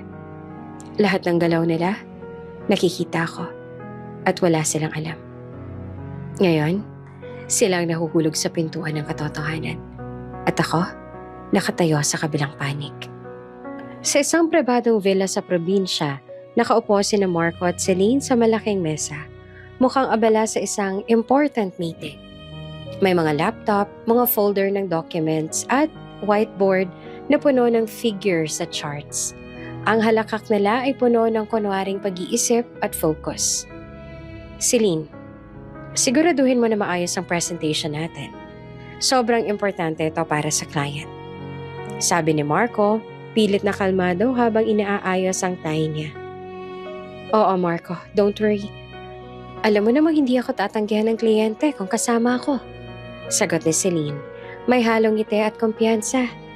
Sa labas may ilang empleyado na nakabantay. Iniiwasan ng mga mata ni Aurora sa security footage. Sa kanilang isip, si Aurora pa rin ay bulag. Hindi nila alam na bawat galaw nila ay sinusubaybayan. Bawat salita ay naitatala. Habang nagpapanggap na abala sa deal, nagbabago ang tono ni Marco. Celine, seriously, kailangan nating alamin kung sino may access sa assets niya ngayon. Hindi ko maintindihan bakit biglang nag-freeze ang cards namin. At ang buong account, wala na sa amin. Nakangisi naman si Celine. Medyo nagtataka sa tono ni Marco, ngunit pilit na sumabay. Siguro may nagbago sa legal papers. Pero alam mo, Marco, ako, safe. Basta hawak mo ang instructions ko, makukuha natin lahat ulit. Ngunit hindi nila alam na sa kabilang dulo ng mundo, sa kanilang bahay, may isa nang nakakaalam ng lahat. Si Aurora, tahimik sa living room. Nakaupo sa sofa na nakaharap sa malaki niyang bookshelf. May hawak siyang cellphone, naka-record. Ang huling tawag na Celine kung saan siya ay tinawag na desperada at tanga. Nakatago sa device. Marahang pinindot ni Aurora ang play button. Naririnig niya ang malutong at walang habas na boses ni Celine. Hindi ko akalain, Marco, na may ganitong kopya siya ng lahat. Tanga tong babae. Desperada lang sa pera. Tahimik na nakinig si Aurora. Hawak pa rin ang memory blanket ng anak. Hindi siya umiyak. Hindi siya nagalit ng lantaran. Pero sa ilalim ng katahimikan, ramdam mo ang init ng kanyang galit. Ang apoy ng determinasyon. Inilagay niya ang telepono sa isang folder. Nakasave lahat. Lahat ng insulto, Lahat ng panlilin lang, lahat ng balak na makakuha ng yaman. May ebidensya na. Sa probinsya, bumalik si Marco na may kontrol ang sitwasyon. Celine, kailangan natin ng backup plan. Kung may naaalala si Aurora, baka hindi pa natin alam. Backup plan? Marco, relax. Wala siyang makikita. Bulag pa rin naman siya, remember? Sagot ni Celine na may halong halakhak. Ngunit hindi nila alam na sa bawat tawa at pagmamataas nila, may nakikinig. Sa loob ng bahay ni Aurora, tahimik siya nakaupo sa dilim. Nakakapit ang memory blanket. Nakapikit, pero bawat salita ay malinaw sa kanyang isip. Tumayo si Aurora. Lumapit sa mesa. Binuksan niya ang laptop. Tiningnan ang bank statements, email confirmations at CCTV logs. Lahat ng galaw ni na Marco at Celine sa Paris, lahat ng pagsubok nilang gamitin ang kanyang yaman, malinaw sa kanya. Bulong niya sa sarili. Hindi niyo alam, pero nakikita ko na ang lahat. Napahinto siya sa harap ng salamin. Nakita niya ang sarili sa reflection. Tahimik, bulag sa panlabas, pero sa puso at isip, matalas at mapanuri. Lumapit siya sa bookshelf. Kinuha ang isang maliit na USB. Nakasulat, Evidence, Marco and Celine. Hindi pa nila alam. Bulong niya. Ngunit darating ang araw na walang makakatakas. Balik sa probinsya, nagkaroon ng urgent call si Marco. Celine, may tawag ang client. Siguraduhin mo ang mga numbers at files. Sabi niya. Nanginginig ang boses kahit pilit kalmado. Relax ka lang, Marco. Nakahanda na lahat. Sagot naman ni Celine, ngunit halata ang takot sa ilalim ng kumpiyansa. Alam niyang hindi sila ganap na kontrolado. Sa parehong oras si Aurora ay nag-email sa kanyang abogado. Naka-attach ang lahat ng records, transactions at CCTV files. Lahat ng galaw ni na Marco at Celine sa Paris ay documented. Wala na silang puwang sa mga claim nila. Tahimik ang gabi sa mansyon. Nakaupo si Aurora, hawak ang memory blanket. Sa labas ay mahinang ihip ng hangin. Ang mga bintana ng mansyon ay bahagyang kumikislap sa lampara ng streetlight. Ngunit sa loob, may apoy. Hindi galit na pumupukaw, kundi apoy ng plano at hustisya. Sa bawat hawak niya sa cellphone, sa bawat pagtingin sa screen, nararamdaman niya na unti-unti ang lahat ng pagkukulang at panlilin lang ng kanyang asawa at ng best friend na si Celine ay magbabalik sa kanila sa tamang paraan. Tahimik siyang huminga. Pinisil ang blanket ng mariin. Ngayon, alam ko na ang lahat. Bulong niya sa sarili. At wala na makakausap o makakaloko sa akin. Si Aurora nakaupo sa sofa, hawak ang cellphone, nakapikit, bulag sa panlabas ngunit malinaw sa mata niya ang mukha ni Celine sa recording. Nang insulto at nagbabalak, nakasave ang lahat. Mr. Nobody. Binitiwan niya sa sarili. Na para bang pangalan ng mga taong akala nilang wala ng impluwensya sa kanya. Ngayon, nagsisimula ng laro ko. Tahimik ang mansyon ng hapon. Ang hangin sa garden ay banayan. May halong bango ng mga bulaklak at malakas na liwanag ng araw na pumapasok sa malalaking bintana ng sala. Si Aurora nakaupo sa sofa, nakatingin sa labas. Nakapikit, hawak ang memory blanket ng anak. Biglang narinig niya ang tunog ng pinto. Dahan-dahang bumukas. Naglakad papasok si Marco. May daladalang maliliit na bouquet ng rosas. Pilit, kalmado. Ngunit halata ang tensyon sa bawat kilos niya. Sa labas, walang ibang tao, kaya malinaw ang bawat takbang niya sa wooden floor. Aurora, paniwala niya. Mababa at mahinahon. May halong kunwaring lungkot. Love, nalulungkot ako. Si Aurora ay nakapikit pa rin, hindi nag-react. Ang hawak niyang blanket ay mariing pinisil, parang yakap ng anak sa kanya. I want to take care of you. Hindi ako makakalimot sa pagkawala ng anak natin. At gusto kong malaman mo, sinubukan ko talaga makabalik sa Pilipinas noon. Tiningnan niya ang sofa, pilit na nakangiti. Ngunit halata ang galit at kaba sa kanyang mata. Tahimik na nakatingin si Aurora. Nakapikit pa rin. Para bang hindi niya narinig ang lahat ng sinabi ni Marco. Ngunit sa ilalim ng katahimikan, bawat salita niya ay naitala sa isip ni Aurora. Love, sana hindi mo naiisip. Nawala ako noon sa pagkawala niya. Dagdag ni Marco, dahan-dahan na lumapit. Halos nakaluhod sa harap niya. Gusto ko malaman mo. Lahat ng ginawa ko ay para sa atin. Para sa pamilya natin. Tahimik lang si Aurora. Walang kilay na gumalaw. Walang bibig na kumikibo. Ngunit marahan niyang inikot ang kamay sa blanket. Pinipisil ang memory ng anak na wala na sa kanila. Si Marco ay nagkunwari namang devastated. Tumingin ng diretsyo sa kanyang mukha. Pilit na hinahanap ang reaksyon. Kahit isang kilay lang. Isang maliit na pagbabago. Aurora, love, please. I want to be here for you. Hindi naman gumalaw si Aurora. Tahimik, nakapikit. Hawak ang blanket ng mariin. Sa bawat salita, halatang sinusubukan niyang itago ang galit at sakit. Ngunit ramdam ang apoy sa kanyang puso. Lumapit si Marco ng kaunti. Umupo sa dulo ng sofa. Halos nakayuko sa kanyang kamay. I know. Sobrang sakit. Sobrang lungkot mo. At alam kong hindi ko maibabalik ang oras. Pero gusto kong malaman mo na I tried. I really did. Sa pagkakataong yun, napansin ni Marco ang kakaibang aura ni Aurora. Parang may eye contact na siya sa kanya. Pero sa halip na makita ang takot o panghihina, may determinasyon at kalinawan sa mata. Hindi niya maintindihan. Sa bawat paghinga niya, ramdam ni Marco ang bigat. Ang hindi mapigilang tensyon. Para bang may iniimbak na lakas at kaalaman si Aurora na hindi pa niya ibinubunyag. Pinilit ngumiti ni Marco kahit nanginginig sa kaba at galit. Love, sana maramdaman mo na tunay ang nararamdaman ko. Sinubukan ko, Aurora. Talaga. Ngunit kahit sa mga salita, hindi nagbago ang postura ni Aurora.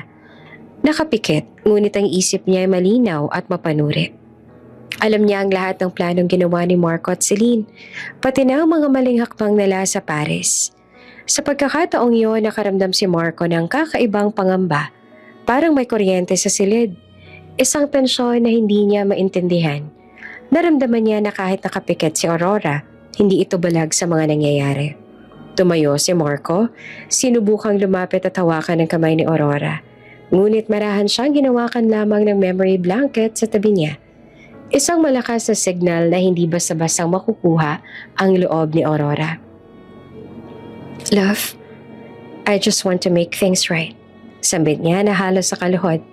Halos sa papatakang luha sa mata. Ngunit kahit na ganoon, si Aurora ay nananatiling tahimik. Walang emosyon na ipinararamdam sa kanya. Tahimik lang sila, nakapikit.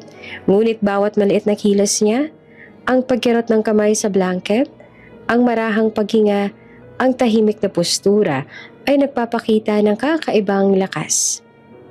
Si Marco ay nahihirapan na sa kanyang kunwaring mabait at devastated na imahe.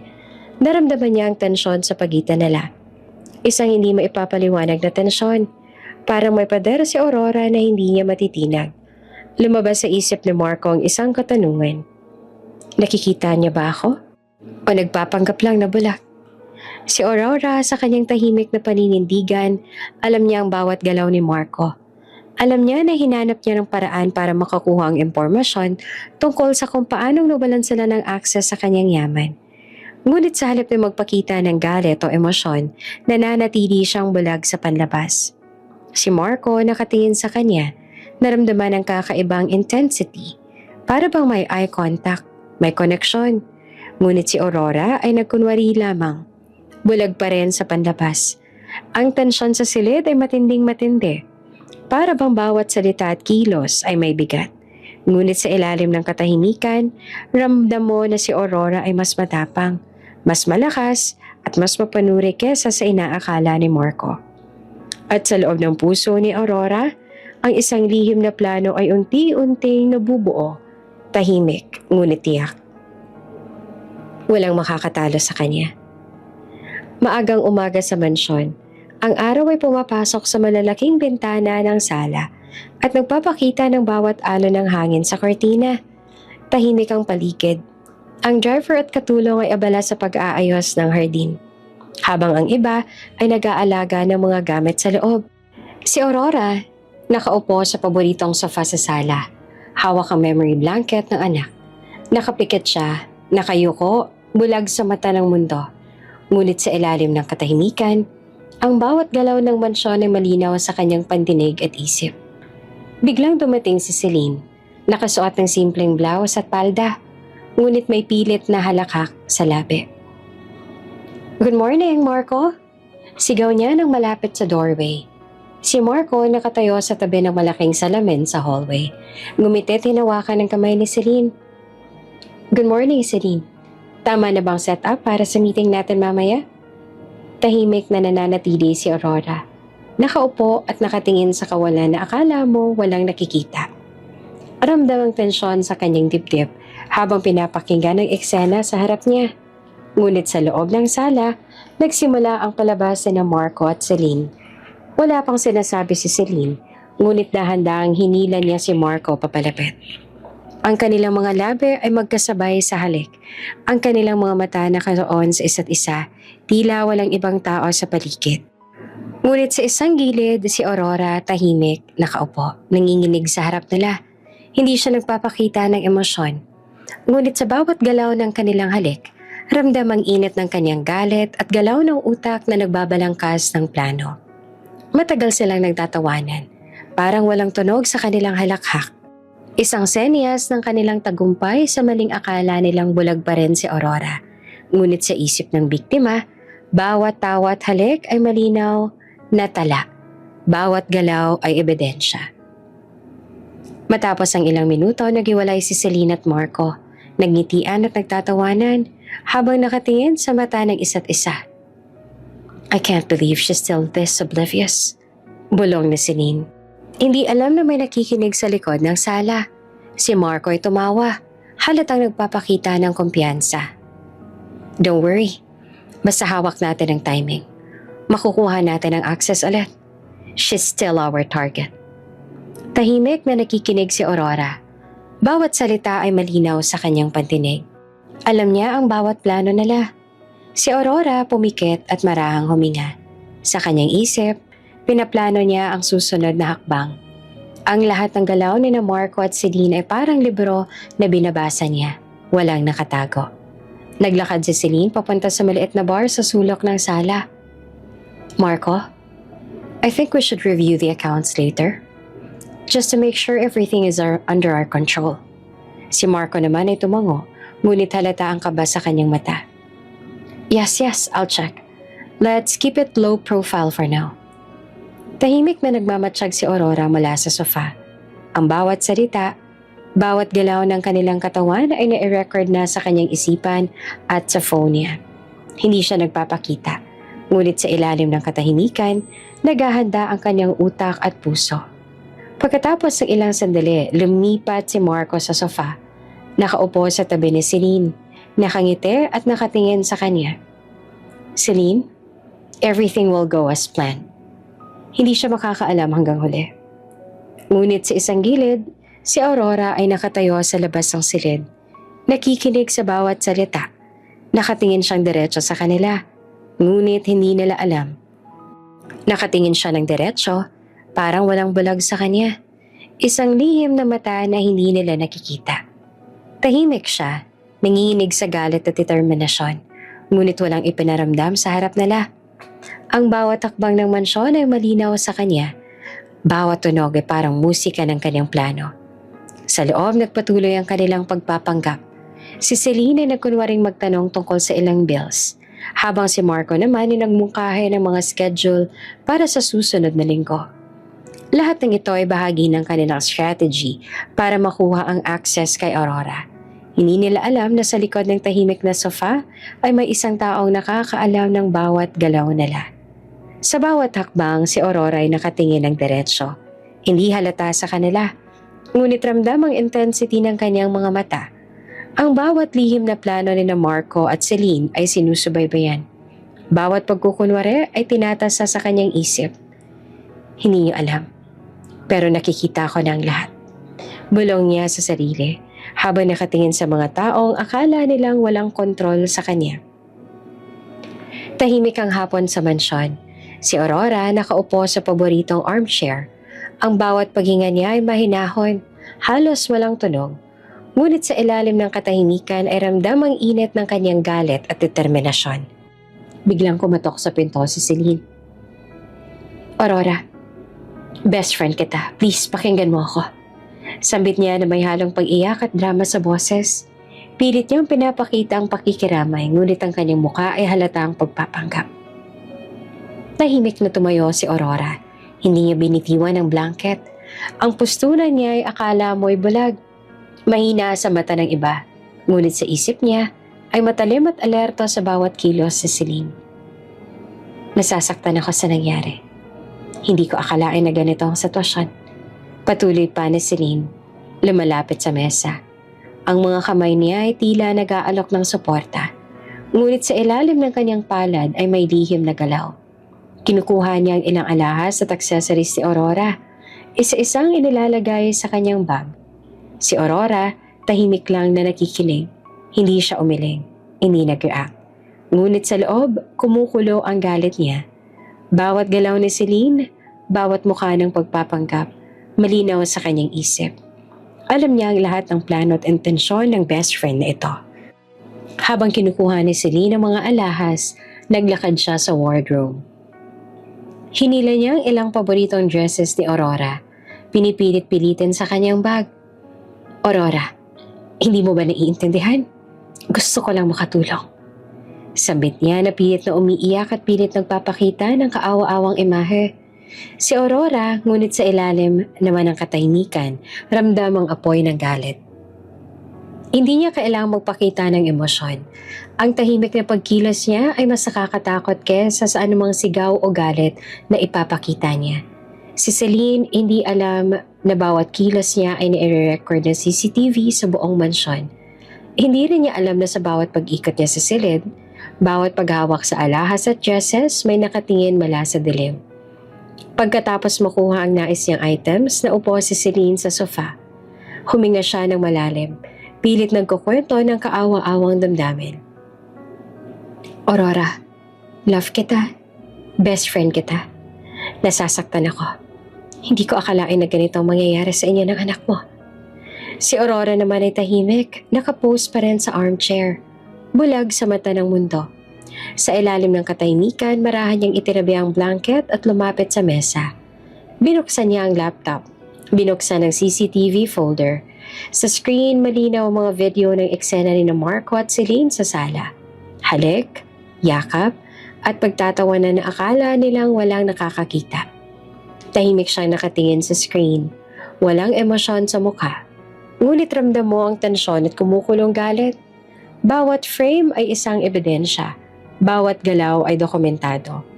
Alam niya ang lahat ng panlilinlang, ang lahat ng pagmamanipula, at ang lahat ng pagpapanggap na ginawa ni Celine at Marco. Sa labas ng sala, si Celine nakaupo sa sofa. Hindi pa rin alam na bawat galaw niya ay naitatala at sinusubaybayan. Patuloy ang drama niya. Umiiyak at nagkukunwaring kawawa. Ngunit sa isip ni Aurora, wala nang puwang para sa pagpapatawan. Si Aurora ay tahimik. Pinindot ang pause sa video. Nakatingin sa screen at iniisip ang susunod na hakbang. Alam niya na sa huling pagkakataon, kailangan niyang kontrolin ang lahat. Ang galit niya ay hindi basta-basta emosyonal na pagsabog, kundi planadong apoy ng hustisya. Bawat salita ni Celine, bawat mukha ng drama, malinaw sa isip ni Aurora. Alam niya kung paanong gagamitin ang ebidensya para ilantad ang katotohanan sa tamang oras. Ang tahimik niyang paninindigan ay mas malakas kesa sa anumang sigaw o galit. Tahimik niyang isinara ang laptop at inilagay sa mesa. Pinisil muna ang memory blanket at huminga ng malalim. Ang galit niya ay kumukulo, ngunit hindi sa labas, kundi isang internal na apoy na handang sumabog sa tamang oras. Ngayon, alam ko na lahat. Bulong niya sa sarili, tahimik ngunit puno ng kapangyarihan.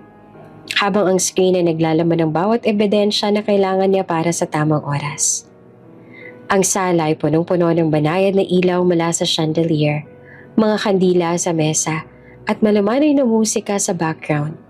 Si Aurora ay nakatayo sa harap ng malaking dining table. Maingat na inaayos ang bawat plato at baso. May hawak siyang maliit na liham at telepono.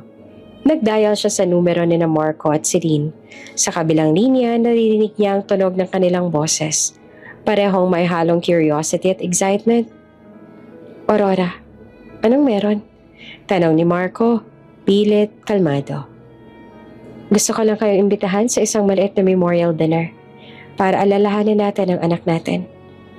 Mahinahon at malinaw na sagot ni Aurora. Walang luha. Walang emosyon. Ngunit ramdam ang bigat ng kanyang boses. Sa kabilang linya, si Marco ay muntik na ngumiti. Perfect. Makukuha ko na ulit ang tiwala niya. I'll show her how much I care. Bulong niya sa sarili. Hindi alam na sa likod ng tahimik na tono ni Aurora may lihim na plano. Si Celine sa kabilang bahagi ng boses, medyo nakakabahala ngunit pilit na nagkukumpiyansa. Aurora, okay lang ba kung magsuot ako ng black para naman mamukhang grieving? Oo, ayos lang. Sagot ni Aurora na monotone ngunit malinaw. Wala siyang ibinigay na clue kung anong alam niya. Pagkatapos ng tawag, si Aurora ay lumingon sa mesa. Nakatingin siya sa USB drive na nakahanda sa kanyang bulsa. Lahat ng ebidensya, lahat ng recordings ng panininlang ni na Marco at Celine, pati na ang video ng halik at pagtatawanan nila sa Paris. Lahat ng detalye ay nakalagay doon, kompleto at handa. Tahimik siyang huminga. Pinisil ang memory blanket ng anak at tumayo malapit sa bintana. Ang malamig na hangin ay dahan-dahang pumapasok, nagdadala ng kaunting lamig sa kanyang balat. Ngunit sa loob, ang init ng kanyang determinasyon ay hindi maipapakita. Samantala sa kanilang bahay, si Marco ay abala naman sa pag-aayos ng sarili. Piniling magsuot ng formal na damit. Ang buhok maayos at ang ngiti pilit na kalmado. This will be perfect. She'll believe I care. Naalala ko ang anak natin. Bulong niya habang tumitingin sa salamin.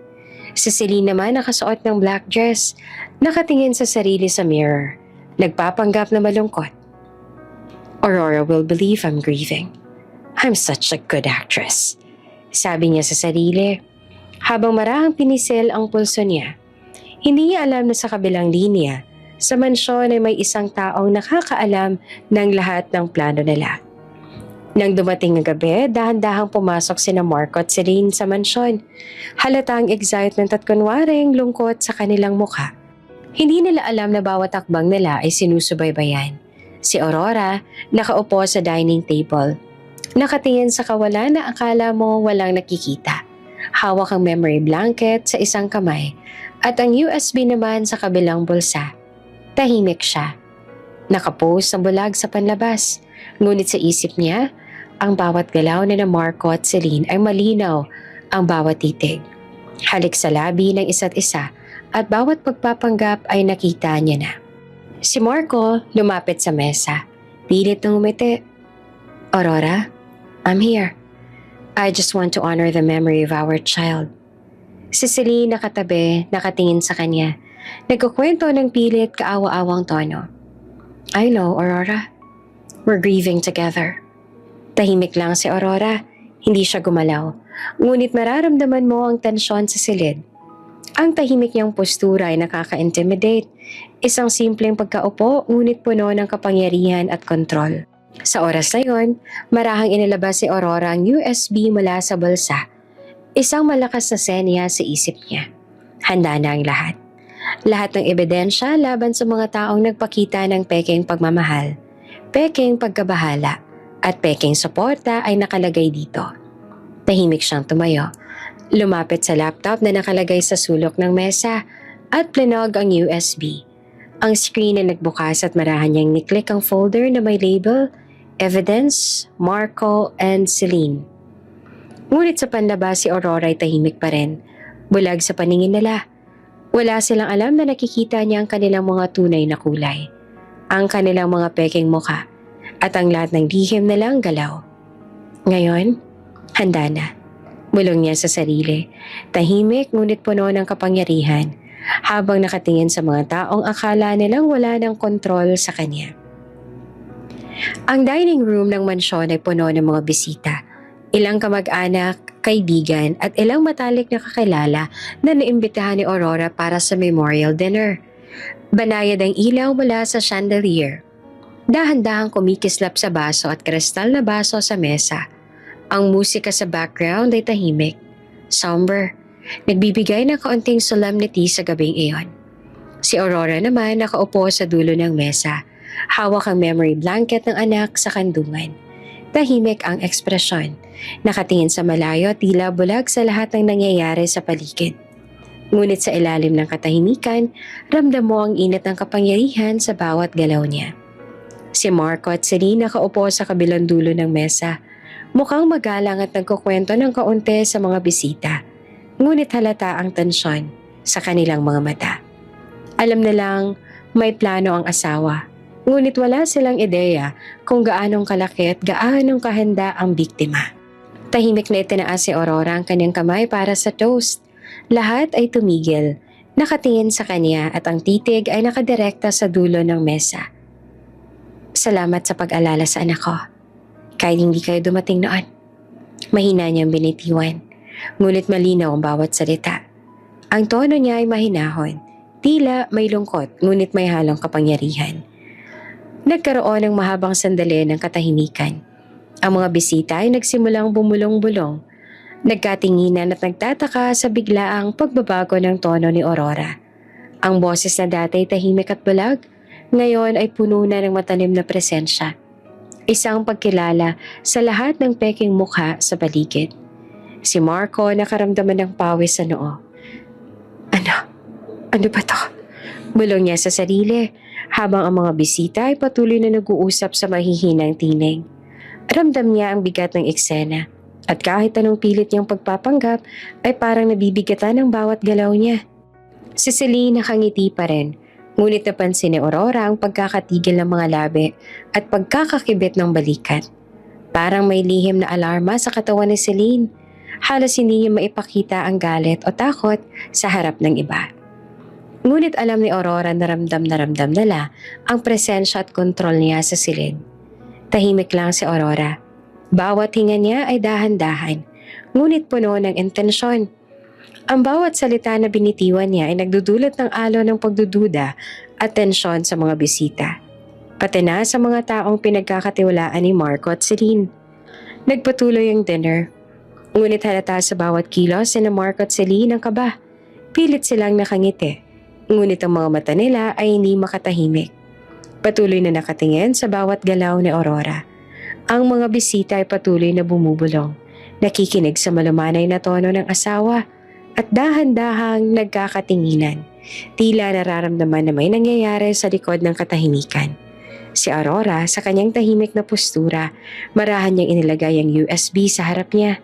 Halata sa ilalim ng mesa, kahit hindi ito nakikita ng iba, ramdam mo ang tensyon na darating sa bawat sandali.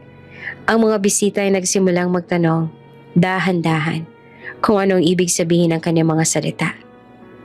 Ano kaya nangyari noon? O sisa ng isa? May secret kaya si Aurora? Bulong ng isa pa. Si Marco naman pawis sa noo, pilit na ngumiti, ngunit halata sa kanyang katawan ng pangamba. Relax lang, Celine. Baka nothing. Baka maliit lang to. Bulong niya at pilit na pinipigilan ng kaba. Si Celine tigil ang pakikipag-usap sa isa sa mga bisita. Ang mga labi niya ay nakapikit sa ngiti na pilit. Ngunit parang frozen sa lugar. Alam niya sa ilalim ng katahimikan may nangyayari. May nakikita siya ngunit hindi pa niya matukoy. Si Aurora, dahan-dahang marahang iniangat niya ang muka. Ang bisita ay tila hindi makapaniwala. Ang dating balag na babae sa panlabas, ngayon may presensya at kontrol. Ang kanyang mga mata ay nakatuon sa mesa, sa harap ni Marco at Celine, ngunit sa labas tila bulag pa rin. Hindi pa rin niya pinapakita na nakikita niya ang lahat, ngunit ramdam mo sa bawat kilos sa titig niya ang apoy ng galit at ang plano ng hustisya. Hindi pa rin siya nagpapakita ng tunay na paningin, ngunit ang bawat sandali ay nagpapakita ng tensyon, ng presensya at ng paparating na pagsabog ng katotohanan. Ang mga bisita ay nakatingin sa kanya, nakikinig sa kanyang boses, Ngunit hindi nila alam ang buong kwento. Ang lahat ng galaw ni na Marco at Celine, pati na ang kanilang mga peking mukha ay nakatala na sa isip ni Aurora. Ang oras ng paghihigante at pagpapakita ng katotohanan ay unti-unti nang dumarating at si Aurora ay handa na. Tahimik ang dining room. Ang mga bisita abala sa banayad na pag-uusap at pagkain.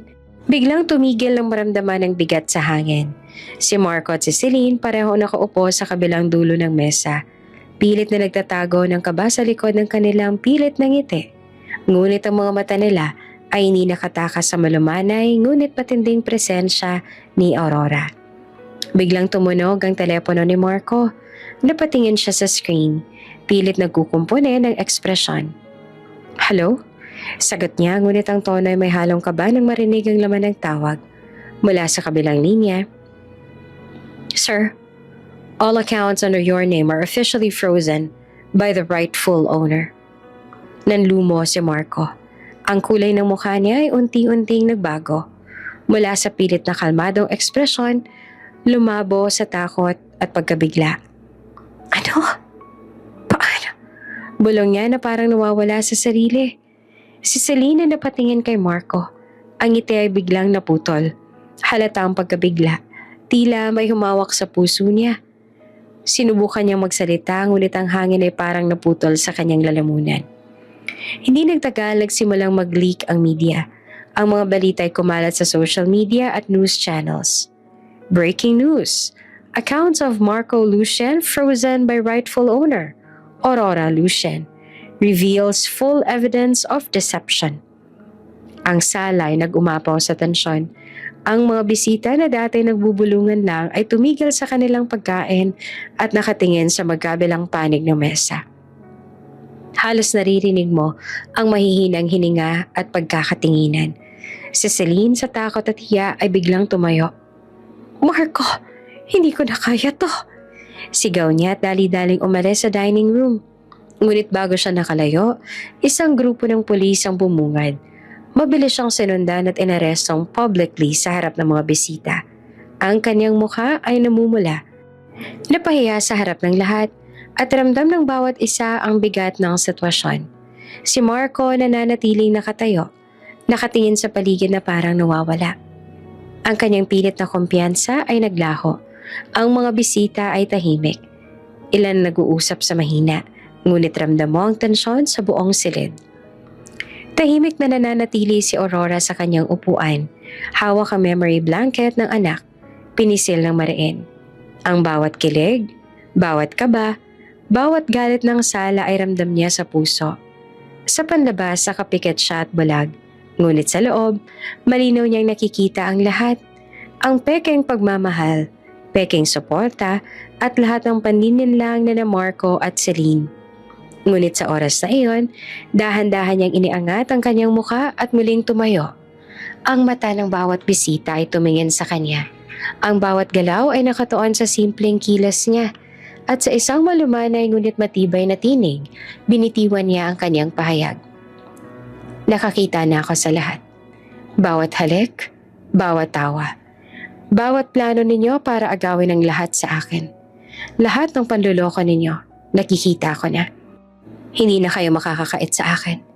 At ang lahat ng ito, pinisil niyang memory blanket sa kanyang kandungan, ay nakatala at handa na sa hustisya.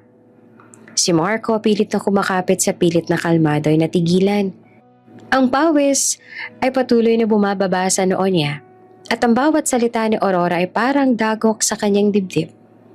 Ano? Paano? Hindi pwede. Bulong niya na halos walang tunog habang ang mga bisita ay nakatingin sa kanya. Si Celine ay para namang tinamaan ng kidlat, nananatiling nakatayo. Hindi makagalaw, nakatingin kay Aurora. Ang ngiti niya ay pilit niyang pinapakita na naputol. Ramdam ang takot sa katawan niya. Hindi niya inakala na ang kanyang dating kaibigan at inakalang bulag na asawa ay may hawak pala ng lahat ng ebidensya. Tahimik na naglakad si Aurora sa gitna ng dining room. Ang bawat takbang niya ay may dignidad at kapangyarihan. Ang mga bisita ay nakatingin. Ang mga kamera ay nakatuon sa kanya.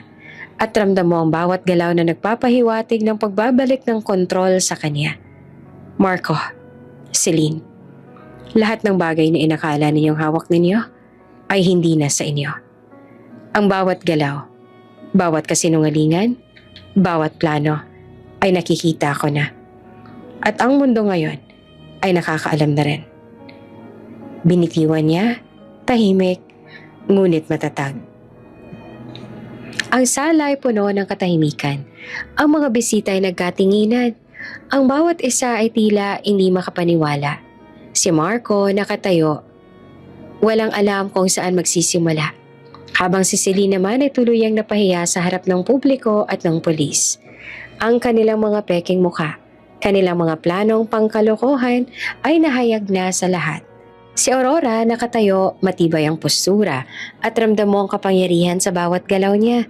Walang cane, walang pag-aalinlangan. Ang dating bulag at inakalang mahina ngayon ay matatag, malakas at may hawak ng hustisya. Ang kamera naman nakatuon sa likod niya, unti-unti nag-reveal sa mga bisita at sa mundo. Nakikita niya lahat.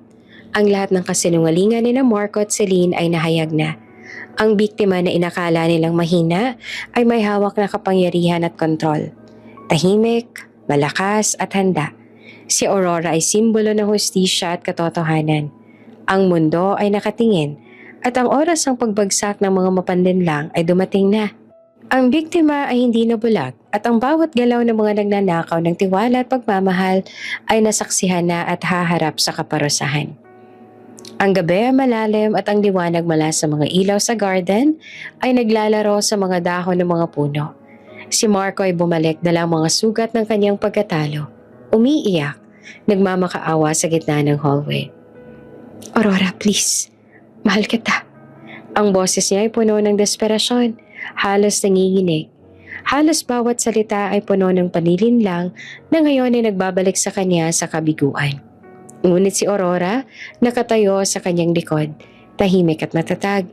Hindi nagpapakita ng kahit anong galaw ng awa. Tahimik siyang tumingin kay Marco.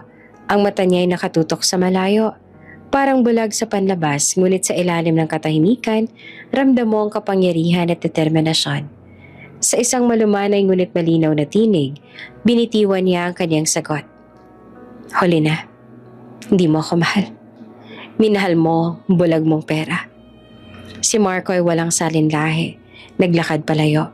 Iniwan ang mansyon at ang lahat ng kanyang plano. May hawak na wala. Walang yaman, walang pagmamahal. Wala ni isang bagay na maipagmamalaki. Tahimik naman na naglakad si Aurora palabas sa mansyon, patungo sa garden. Ang hangin ay malakas. Dahan-dahang inahaplos ang kanyang mukha at buhok. Ang kanyang bawat hakbang ay may dignidad. Bawat galaw ay may tiwala at katahimikan ng puso. Ang memory blanket ng anak ay mahigpit pa rin niyang hawak. Simbolo ng pagmamahal at ng katotohanan. Walang sinasabi, walang pinapakita sa mundo. Ngunit ramdam mo ang tagumpay sa kanyang bawat galaw. Ang dating bulag at inaakalang mahina, ngayon ay matatag, tahimik at panalo. Sa gitna ng garden, nakatayo siya sa tabi ng maliit na urn ng kanyang anak. Ang kanyang mga mata, kahit tila nakatingin sa kawalan, ay puno ng damdamin. Huminga ng malalim at marahang bumulong. Natapos na, anak. Nakita ko ng hustisya. Lahat ng kasinungalingan ay naparusahan na. At ang ating pagmamahal ay nananatili. Dahan-dahan, iniikot niya ang kanyang tingin sa paligid ng garden. Ang bawat puno, bawat bulaklak at bawat bituin sa langit ay tila nakikisaksi sa kanyang tahimik na tagumpay. Ang malamig na simoy ng hangin ay humahaplos sa kanya, parang nagbibigay ng pahintulot at kapayapaan sa kanyang puso. Hindi niya kailangan ng papuri o pasasalamat mula sa iba. Ang hustisya ay nakamit na, ang kanyang puso ay naghilom, at ang mundo ay nakakita na ng katotohanan. Ang kanyang determinasyon at lakas ay hindi na mapapawi. Habang nakatayo sa harap ng urn, isang dahan-dahang ngiti ang lumutang sa kanyang mukha. Hindi malakas, hindi punong-puno ng emosyon, kundi isang tahimik na ngiti ng tagumpay. Ang kanyang katawan ay tuwid, matatag at malakas. Walang sino man ang nakakaalam sa totoong damdamin sa likod ng kanyang ekspresyon. At iyon ang kanyang lakas. Ang kamera ay nakatutok sa likod niya. Nag-reveal sa mundo. Si Aurora ay panalo. Ang dating bulag at inaakalang mahina ay may hawak na kapangyarihan, hustisya at dignidad. Hindi siya kailanman bulag sa katotohanan at ngayon, nakamit niya na ang lahat ng tahimik. Walang ingay at walang pasikat. Naglakad siya palabas ng garden, dahan-dahan, ngunit puno ng tiwala at katahimikan. Ang memory blanket ay mahigpit niyang hawak, simbolo ng pagmamahal sa anak at ng tagumpay sa laban na pinagdaanan niya. Ang hangin sa paligid ay humaplos sa kanyang mukha. Ang mga bituin ay kumikislap sa langit at sa katahimikan ng gabi, ramdam mo ang bawat takbang niya. Malakas, matatag at panalo. Si Aurora tahimik sa labas. Malakas sa loob ay simbolo ng isang ina na bumangon mula sa sakit, panlilin lang at pagkakanulo. Tahimik ngunit panalo. At ang mundo ay nakakita ng kanyang katatagan at kapangyarihan. Tahimik ang tagumpay. Si Aurora ay nanalo. Walang pag-urong at walang natitirang alinlangan. Ang hustisya ay natupad. Ang kanyang puso ay nakapagpahinga. At ang mundo ay nakakita sa kanyang lakas at determinasyon. Bago ka pa lang sa channel neto, ibang kwento ni Ate Jane, istorya mo, ikwento ko. Huwag kalimutang pindutin ang notification bell at subscribe button.